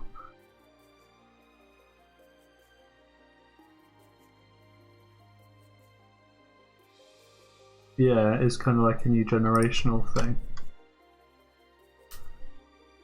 I think actually, in hindsight, looking at this code that I'm doing right now, I made a mistake because I didn't put the right radius information in the right place. I'll edit that in a second. Good job I spotted that. I've just spotted it now, so I've just copied and pasted it from somewhere. But I'm trying to assign Y radius stuff to the X min and max, which obviously isn't right.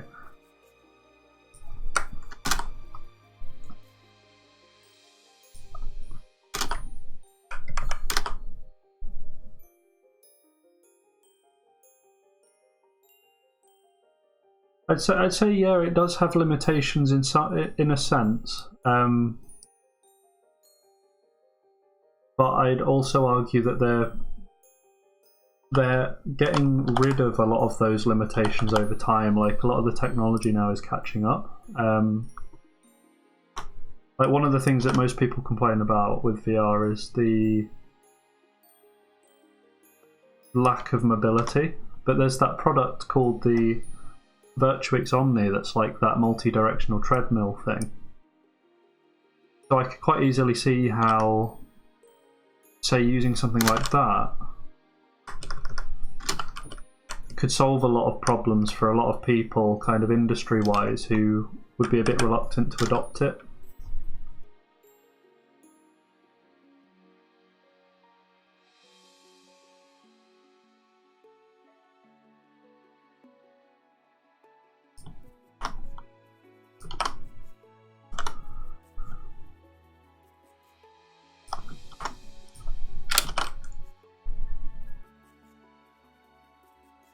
Yeah, no, I do agree that it's like it's not reasonable for consumers.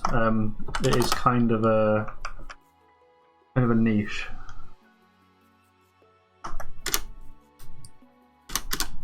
Although I would like to see it get a lot cheaper. I think eventually, when it does kind of take off as an industry, that people will begin to get accessories like that, and it will become more readily available, just like it is with any PC accessory, I suppose.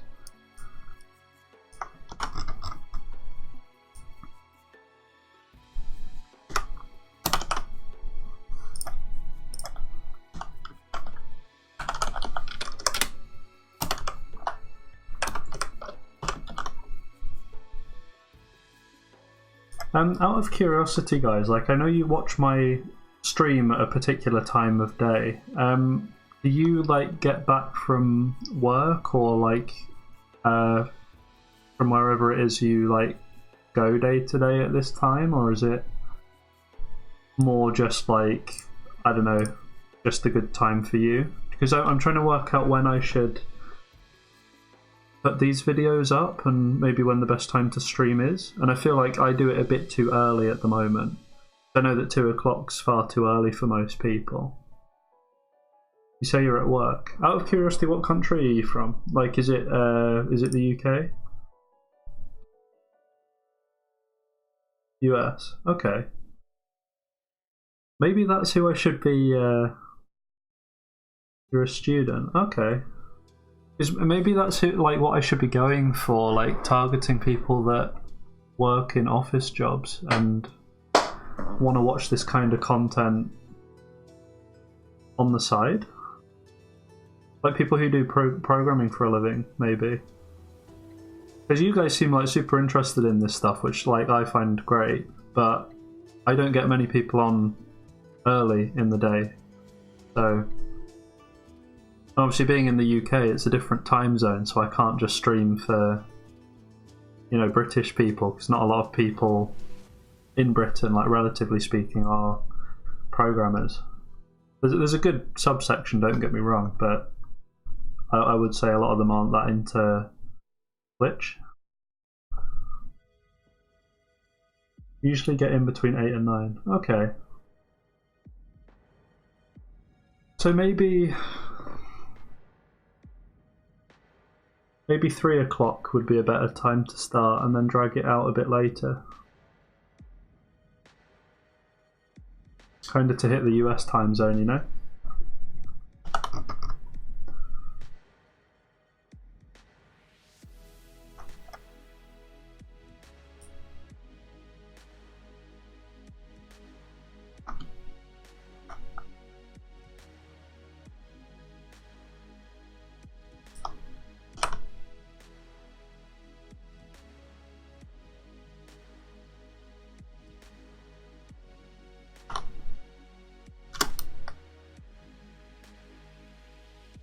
Okay. I don't want to run the risk of hitting a time where it's like super oversaturated, if you know what I mean. Like, I don't want to come on exactly when everyone else is streaming, just because I don't think...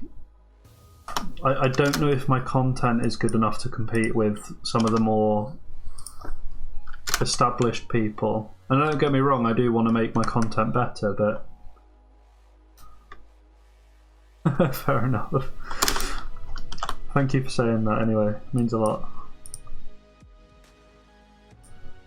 Oh bugger, I put that in the wrong place. You know what, fuck it, I'm just going to change them to...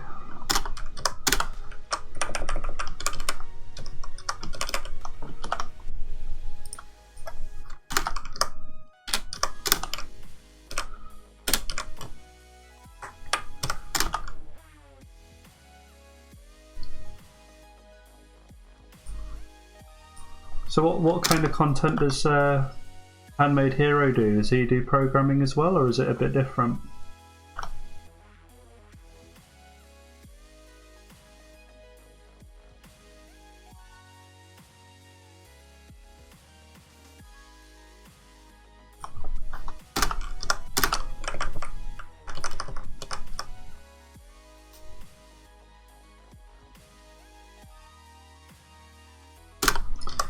Yeah, no, I'll take your feedback on board, because what I've noticed tends to happen is I will be building stuff like 2 o'clock, won't have any viewers, or maybe have one person come on, and then typically towards the end I can sometimes jump up to like 10. I think 10 is about the peak that I've hit before. A game engine guy writing a game engine in C. That's pretty cool. I've considered doing that kind of thing. I mean, this is kind of a game engine, I suppose.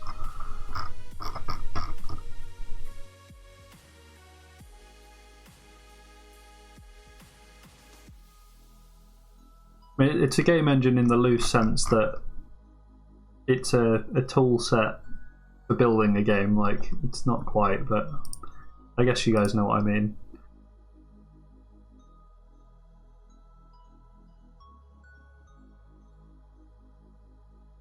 I'm just going through the code now and just double checking everything. So I think I made some, well, like I said earlier, I made some copy paste mistakes.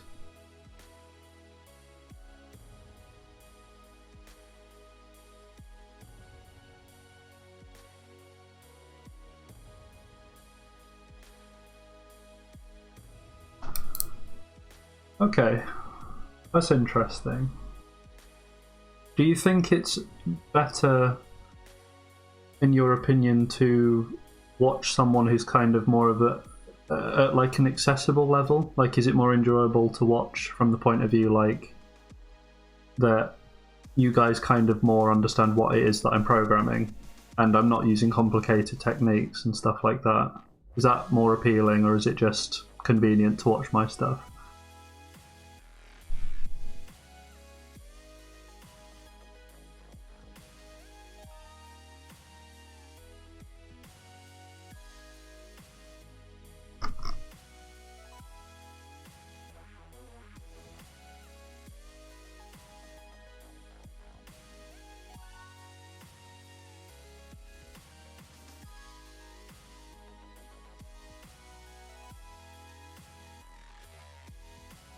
Okay, fair enough.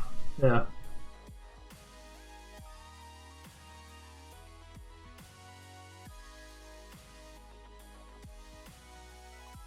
What I hope to kind of deliver with some of this is something that is maybe kind of a bit complicated in the theory side, but not too complicated in terms of programming concepts. Not interested in the complexity. Yeah, that's something that kind of puts me off in C++. Like, I guess it's a great language, it's flexible, and you can literally use it to do anything, but at the same time, it's like it overcomplicates some of its concepts a little bit too much to appeal to that broader audience. And also it carries with it some of the old like legacy C stuff that made sense at the time but isn't really,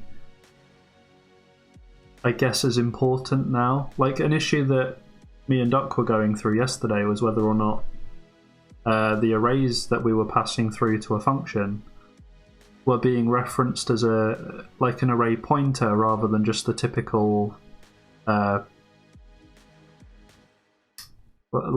just like a typical data type, really, that you can access as you would any other piece of data. And it can be useful when trying to do more powerful things, but if you're just approaching it from kind of everyday problems and like you just want to do something simple, especially with games development, it's kind of just, it can be a bit of a handicap because you have to know the exact implementation of the language and not just express the thing that you want to do as you would expect it to be written, I suppose. When it gets down to the engine level stuff, a lot of stream is watching someone flounder with some super low level thing for hours. Yeah, I kind of get that. I've done some engine stuff myself, not a lot, but I did work with DirectX for a university assignment where we didn't have to, but I ended up building a kind of game framework completely from scratch using like Win32 and that kind of thing. And it was fun and it was a learning experience, but I feel like I could have done the same thing a lot faster had I been using just a more concise language. And I feel like if I'd have streamed that, it really wouldn't have been fun to watch because half of it was just me looking up things that I know how to do from a conceptual point of view but don't know how to actually program. And like you say, there are so many ways of doing the same thing, so it's like you don't always know what's the best way to do it or what's the industry way to do it. And as someone who likes to know the best way so that I can develop good practice, it's infuriating because you can spend half of your time just working out the best way to do even simple things like if statements, you know? Like you might end up slaving away for hours getting the right set up in a complicated set of if statements just for performance reasons.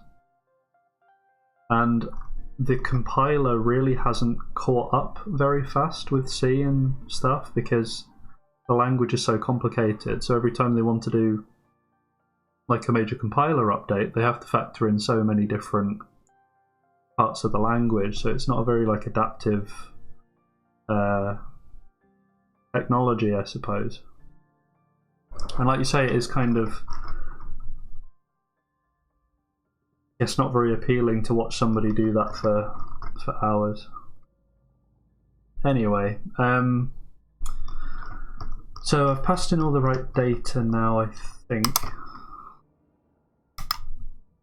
So I've got the right data type set up, and now I just need to copy the code from the ellipsoid function, wherever that is. Here we go. So we've got this bit of code that's important because that takes care of our centering issue if we're using an even number of blocks. We need this in there.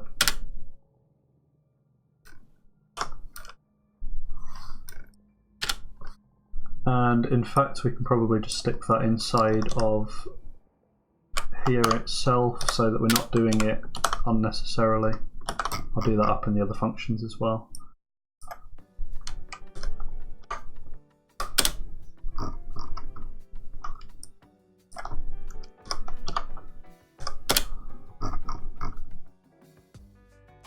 So yeah, we don't want to be initializing all these variables if we don't actually end up using them, because this only happens if voxel smoothing's on, really.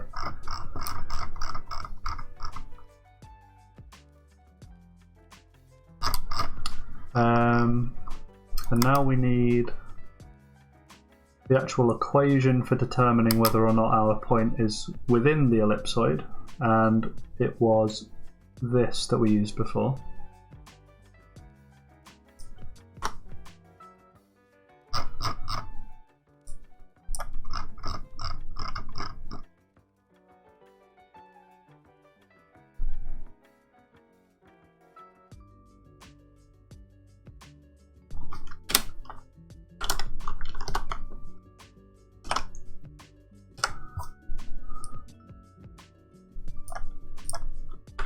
So all we're doing is we're basically taking the same smoothing algorithm and just sticking it in an if statement that only runs the smoothing if it's within the radius. So exactly the same concept, just with a wrapper and a few extra variables just for that calculation that we've got in here. I don't think there's anything really too complicated behind it.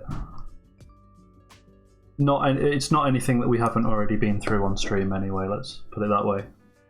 It's more just mixing existing concept.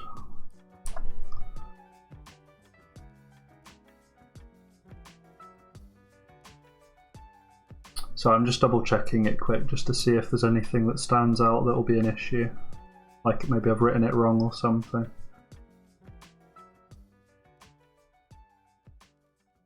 No, I think that should be fine. I believe actually now that is everything as far as the additional smoothing code goes that we've got. So we can implement those in the original brushes, in the brush functions. If we start at the top, we've got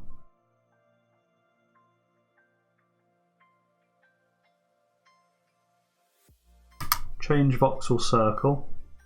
So for this one we want to use, what would it be? So we would take smooth ellipse XY, because this is on the XY plane.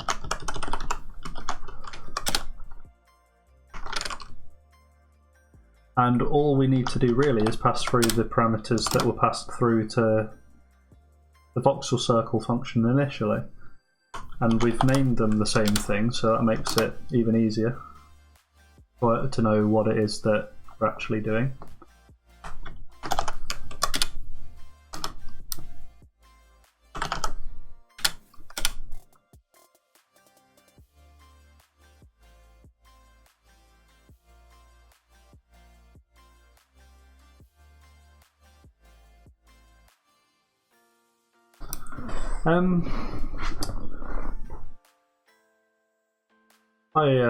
MS CH dev. I don't think I've seen you on stream before. Yeah, like I guess I could do that to some extent, but I don't know, it's tough. Like it seems like in this case I am repeating a lot of things, but when you actually look at the implementation it does need to be slightly different, just because I'm passing in like different data. It looks very similar, but it isn't exactly the same. I am trying to make use of object orientation where appropriate. I'm not entirely sure if it's appropriate here.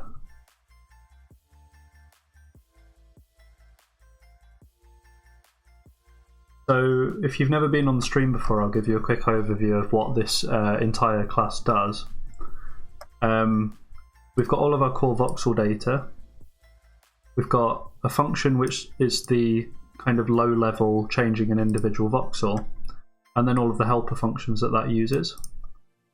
And then we've got all our different brushes, some smoothing algorithms, and some things that help with the smoothing algorithms, basically. I don't think there's any complexity currently that we need to really worry about in terms of OOP. If I'm wrong, then please let me know. Like, if you can see any obvious, I guess, improvements that I could make, then obviously I want to know about them.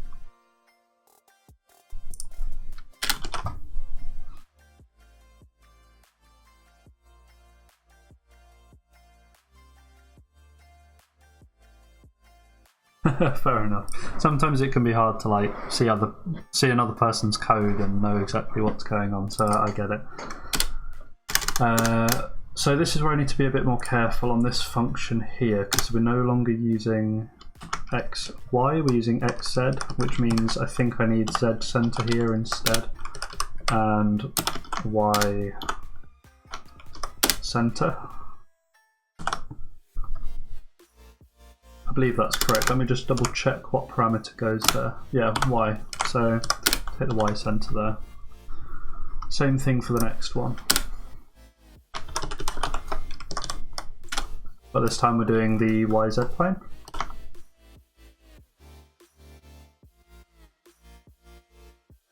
If you don't mind telling me, Dev, like, out of curiosity, because I've asked the other guys as well, what is it that, like, when is it that you come to my stream? Are you, like, at work, or are you at school, or are you at home? Because I'm trying to work out a good time for streaming currently. Since I think this is my 5th stream now, 5th or 6th, so trying to work out when's the best place to come online. I seem to get a lot of viewers around this time, which I find interesting.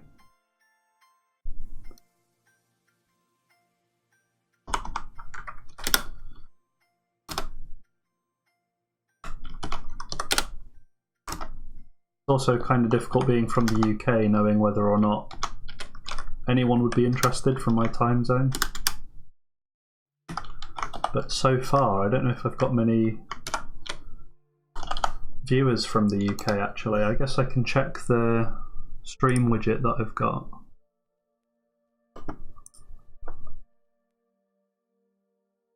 I don't know if it's accurate. So we've got one person from Iran, one person from Norway, apparently.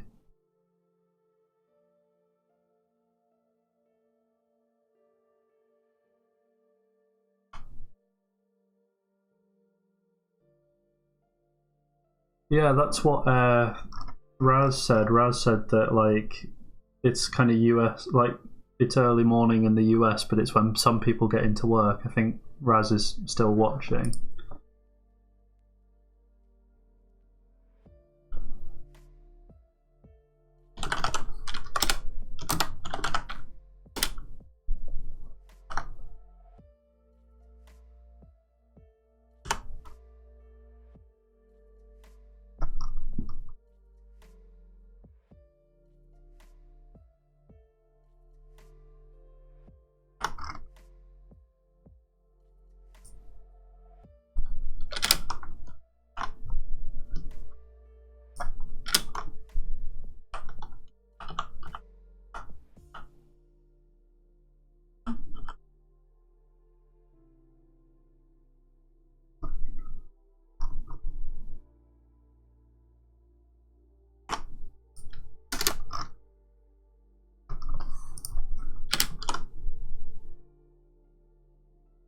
So just in case you've just joined the stream and you don't actually know what I'm doing right now, I'm just implementing, well, I've just finished implementing some variations on a voxel smoothing algorithm, and now I'm just allowing the voxel brushes that I've made to call that smoothing algorithm. And once it's finished, I'll run it and show you the effect of that.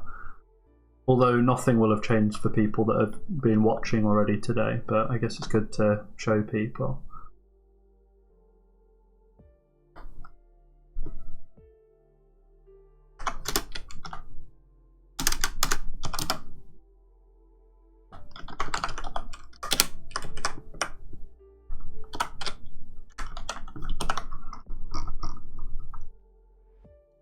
It's a bit of a copy and paste job. Not the most interesting thing in the world, but I am nearly finished with it, so bear with me. I think I've only got 2 more things to do now.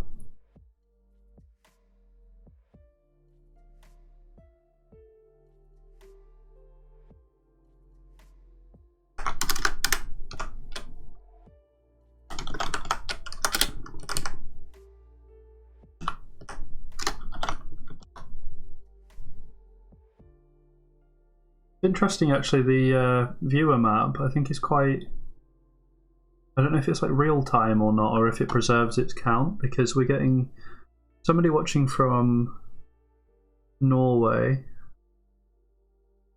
got Iran, we've got Bolivia apparently. I don't know if that's someone watching now or if it's someone watching in the past.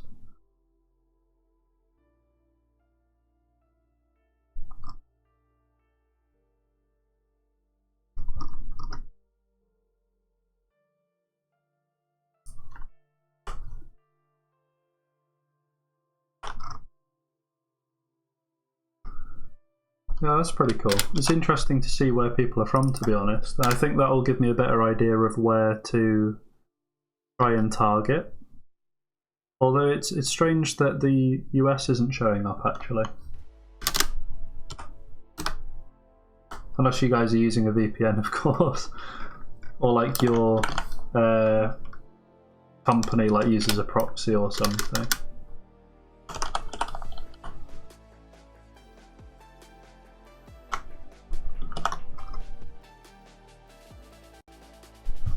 Okay, so I think all of the things are in now. There's the last 2, which are changing the voxel sphere. So I'll need to custom write that one because it's a different parameter list. But we've got smooth ellipsoid. So we'll use the smooth ellipsoid function because I know it's a sphere, but we'll just use it because it basically does the same job. We've already got the X, Y, Z centers. So that's something we can just pass straight in.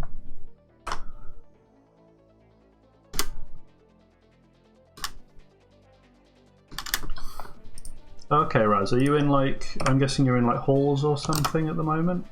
Like student accommodation?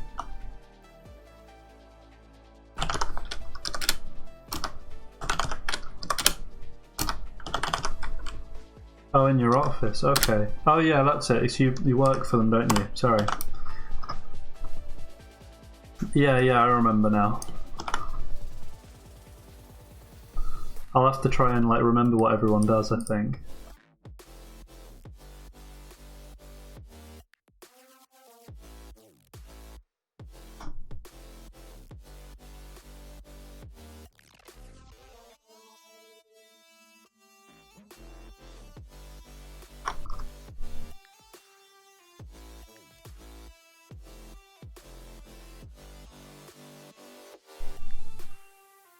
Take 1 course a semester for free, that's pretty cool.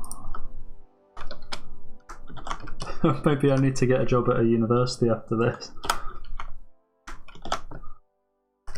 Although to be honest, I don't know if I'd be any good at teaching. Like I can do live coding, but you know, that's probably as far as my expertise goes, to be honest.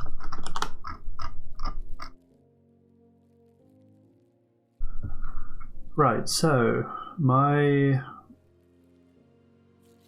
function should now all be set up. This is the bit where I wait for a long time for it to compile, so I guess we'll just chat for a bit.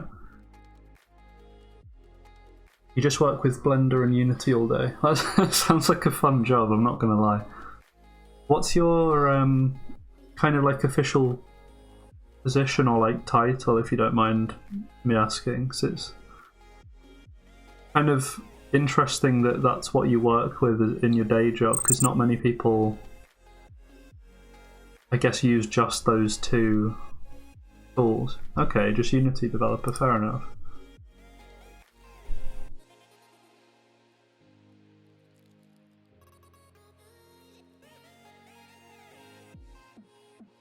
I don't know if our university does anything like that. the university that I go to,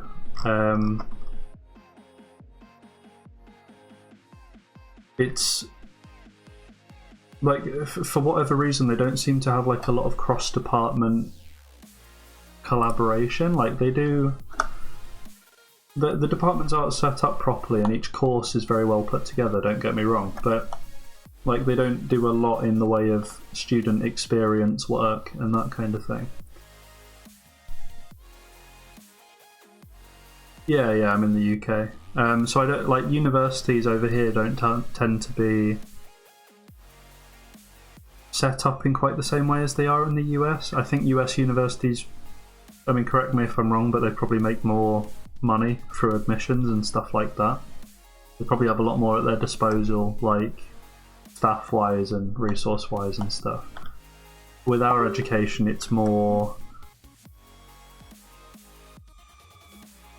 I'd say more like dry, I suppose is the best way to put it. Like they give you your education and that's it. There's not much extra stuff that they do other than the standard, like, oh, they've got our uni has like a GP, like a doctor's that we can go to. I think that's funded by the NHS, and other than that, like they don't have too many departments. So looking at the thing that has just been built, like it's not caused any issues, the voxel smoothing's still working, so I have to assume that this is correct now.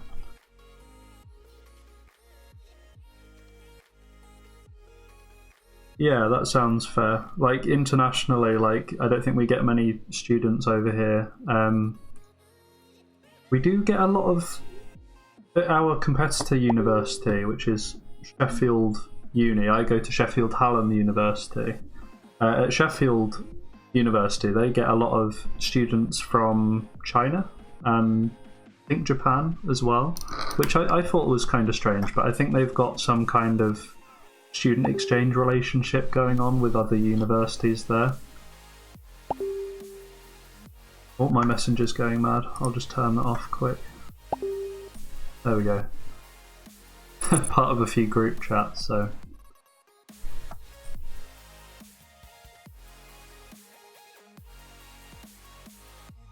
They love the UK. I wouldn't be surprised. I mean, it'd be nice to think that somebody likes the UK, so I don't even think most people from the UK like the UK. I certainly don't think the UK is that special, to be honest. There used to be a lot of like patriotism and stuff like that, especially in like generations past, but it's not really trickled down to, I'd say, our generation that much, really, because there's not much I won't say the UK is bad by any means, it's just there's not a lot to get excited about at the moment, especially with everyone having to leave the European Union. There's like a lot of uncertainty about the UK right now, and like where we sit globally and everything. And I suppose it's the same in a lot of European countries as well right now.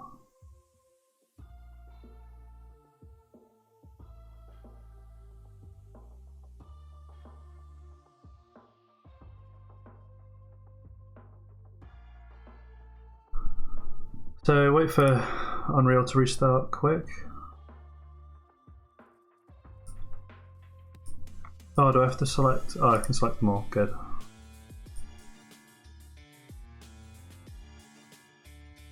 I thought I was going to have to manually re-import everything then.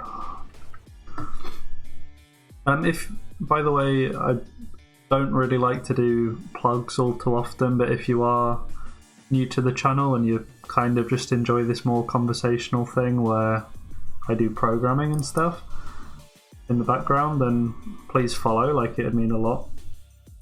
I know that a lot of my viewers are repeat viewers, so if you're already followed, then obviously you can't follow again, but if there's anyone new, by all means, please follow along. So what else do we have to do? So there's another task that I was originally going to do today, and I don't know if I still want to do it, so it's a big undertaking. But that's to do some safety handling in terms of like making sure my arrays aren't accessed out of bounds. But because I have to target so many edge cases, that might take a while, and I've got to plan out like a nice elegant solution for that. So I figure I'll do something else for a bit until like 5 o'clock. We'll just like mess around with brushes and see what we can get, I guess. Because I know that we've been building up to this point where we've not actually had a lot on screen right now, and we're kind of at a point now where we can test the result of the last however many streams that we've done.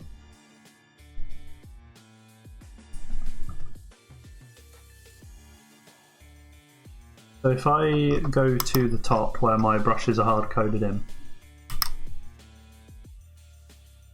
what would be interesting? I guess merging a few circles would be quite cool, but I want to take it one step further and I want to disable smoothing and see if that works properly.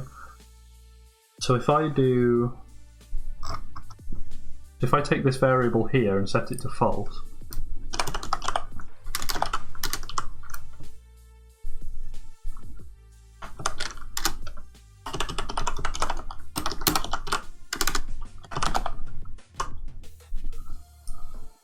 and then I do the same thing, like I spawn in another ellipsoid. I will change the parameters just so it's not so large because it lags it out, but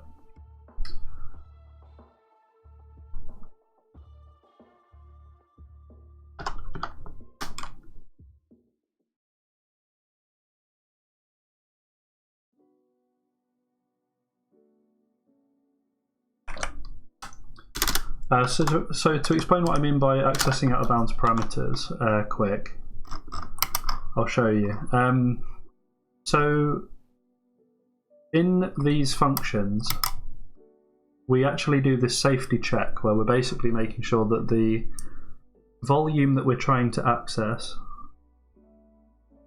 isn't outside of the bounds of the world. Because we're accessing the brush size that we've just used, we could be actually painting that brush on the world boundary, so we need to make sure that the range that we're covering for our shapes don't exceed those world boundaries. But taking it one step further, because the smoothing itself adds 1 to... Rather, sorry, no, it doesn't add 1 to the... So down here, I mean, when it's like adding or taking away 1 from its positional indexing, like checking adjacent sides and that kind of thing. Let's say if you're butted up against one side of the world and you're checking x-1, you're obviously going to get some kind of read access violation because you're trying to read outside of the bounds of the block array. So there is something else I could do, which is, I guess, expand the world boundaries by 1 in each direction, but I feel like that's kind of a cheaty solution and would probably cause me more problems down the road. So what I need to do at some point, and what I'll probably do off stream, because I know it'll be a boring and drawn out process, is I will implement some kind of safety implementation to make sure that we're not doing this array checking whenever it's not appropriate. So in this case, I'll just say if this value is like less than 0, then it automatically doesn't do anything or something. I might not get an error as such, but I will, like, not always anyway, but there is the possibility that I do at points, and even if that isn't the case, I'll end up getting junk data, like it will end up reading in junk data, which probably won't be that big of an issue because it clamps it between 0 and -1 anyway, but still, it's not not ideal. It's not how I want it to behave anyway, so I do need to add that off stream at some point. But yeah, so let's go back to the brushes. So we've set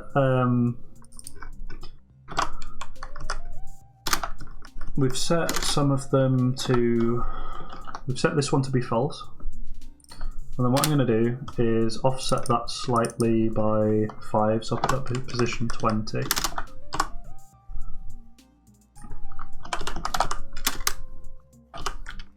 And then I'll turn that back on.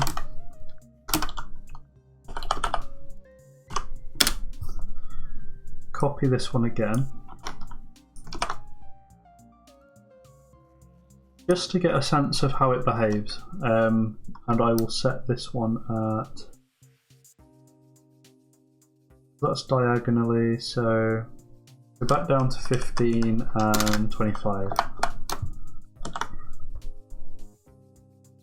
So I think what this will do, so the expected result is it will paint a block, or a sphere rather. That sphere will be smoothed. Then it'll overwrite any bits that it's touching with cubes. And then this one should overwrite any of the bits that overlap with the cubed sphere with smoothed blocks, but it'll also smooth adjacent blocks so that it connects a little bit better. That's what I think will happen, and I hope will happen, so we'll test that out.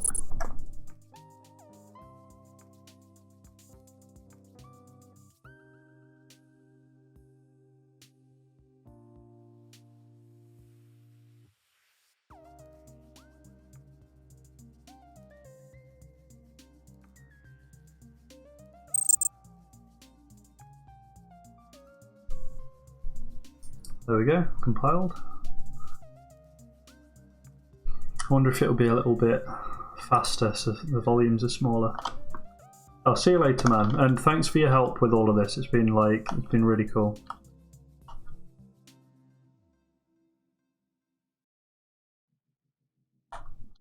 What's happened here then?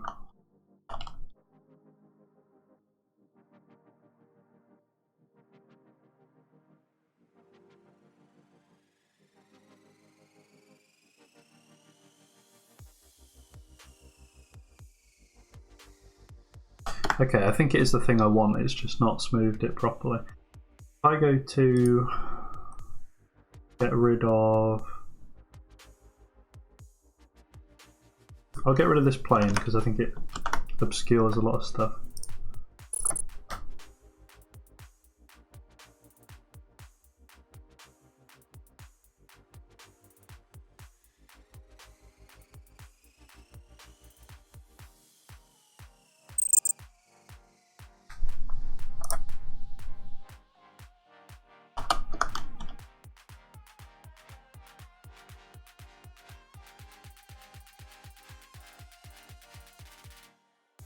That's weird. Did I might have accidentally compressed the boundaries of that a little bit. It shouldn't be flat. Most definitely should not be flat like that. Let me have a look.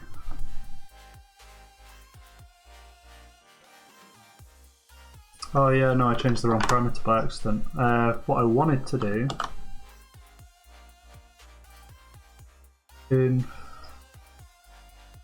yeah, no, all that's correct now. So let's run it again.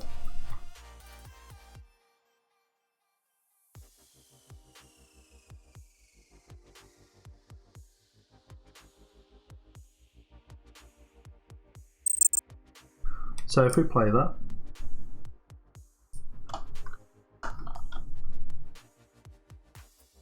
so I kind of expect both sides to be slightly different. One should have connective smoothing and one won't, because it's kind of like overwriting it. So it looks like this was the one that was placed first. So this one's kind of just been taken over by square cubes. This is the right result that we wanted here. So this one has not overwritten its adjacent blocks and tried to smooth them out a little bit, which is great. Now in this one, on the other hand, this one here, what should have happened is at points it should have tried to overwrite the smoothing and connect it properly like it has done on this block. Now I would have expected it to have a slightly larger radius, so maybe I've missed something there. Let me double check. Ah, I know what I've not done. I've not added an additional one to that. I guess I could, like, I've not added an additional one to the smoothing radius, but I could do that as like a separate setting so that smoothing could just either be local to the shape or it can be like connective. I guess that would be an interesting feature. I will test that out quickly by adding that additional one to the radius in.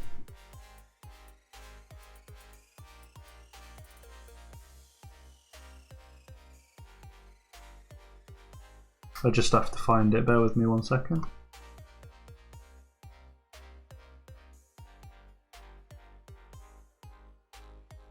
So if I go up to the change voxel ellipsoid thing, we want to add, I guess 2, because it's the diameter that we're adding to and not the radius. So we want to add 2 blocks around that, so that when we're applying smoothing,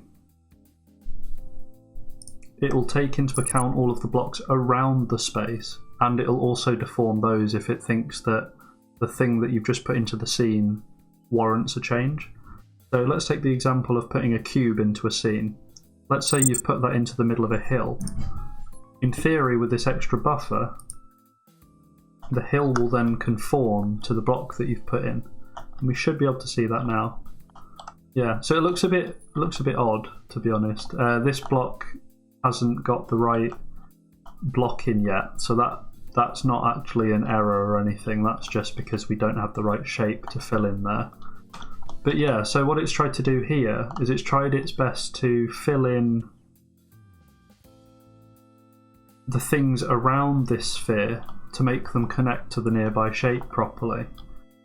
So it is doing what we want it to, essentially, and I think it's done the same for where it's connecting here to this other circle. So if you see on this side, it's not the same. This is all just ramps, and this is solid blocks and a corner slope. So it actually morphs with anything nearby, which is great. That's exactly what we want it to do. So I guess that's kind of a good place to leave it, actually. Like I say, I've got some safety stuff to implement. That'll happen in the back end. And also for the next stream, I kind of want to think about, you know, where is this going next? What feature's most important? So I will call the stream there for now. If any of you haven't watched me before and you want to follow along this game development, we're basically just building a game from scratch, including this voxel engine. So please leave a follow if you haven't already. If you've got any questions, I'll hang around for a couple of minutes. And yeah. So thanks for watching, I suppose. Like it does mean, it genuinely means a lot to me that I've got people watching this. I know it's not like the biggest, you know, watch account in the world, but I hope that what I make is somewhat helpful to people, even just in a small way. So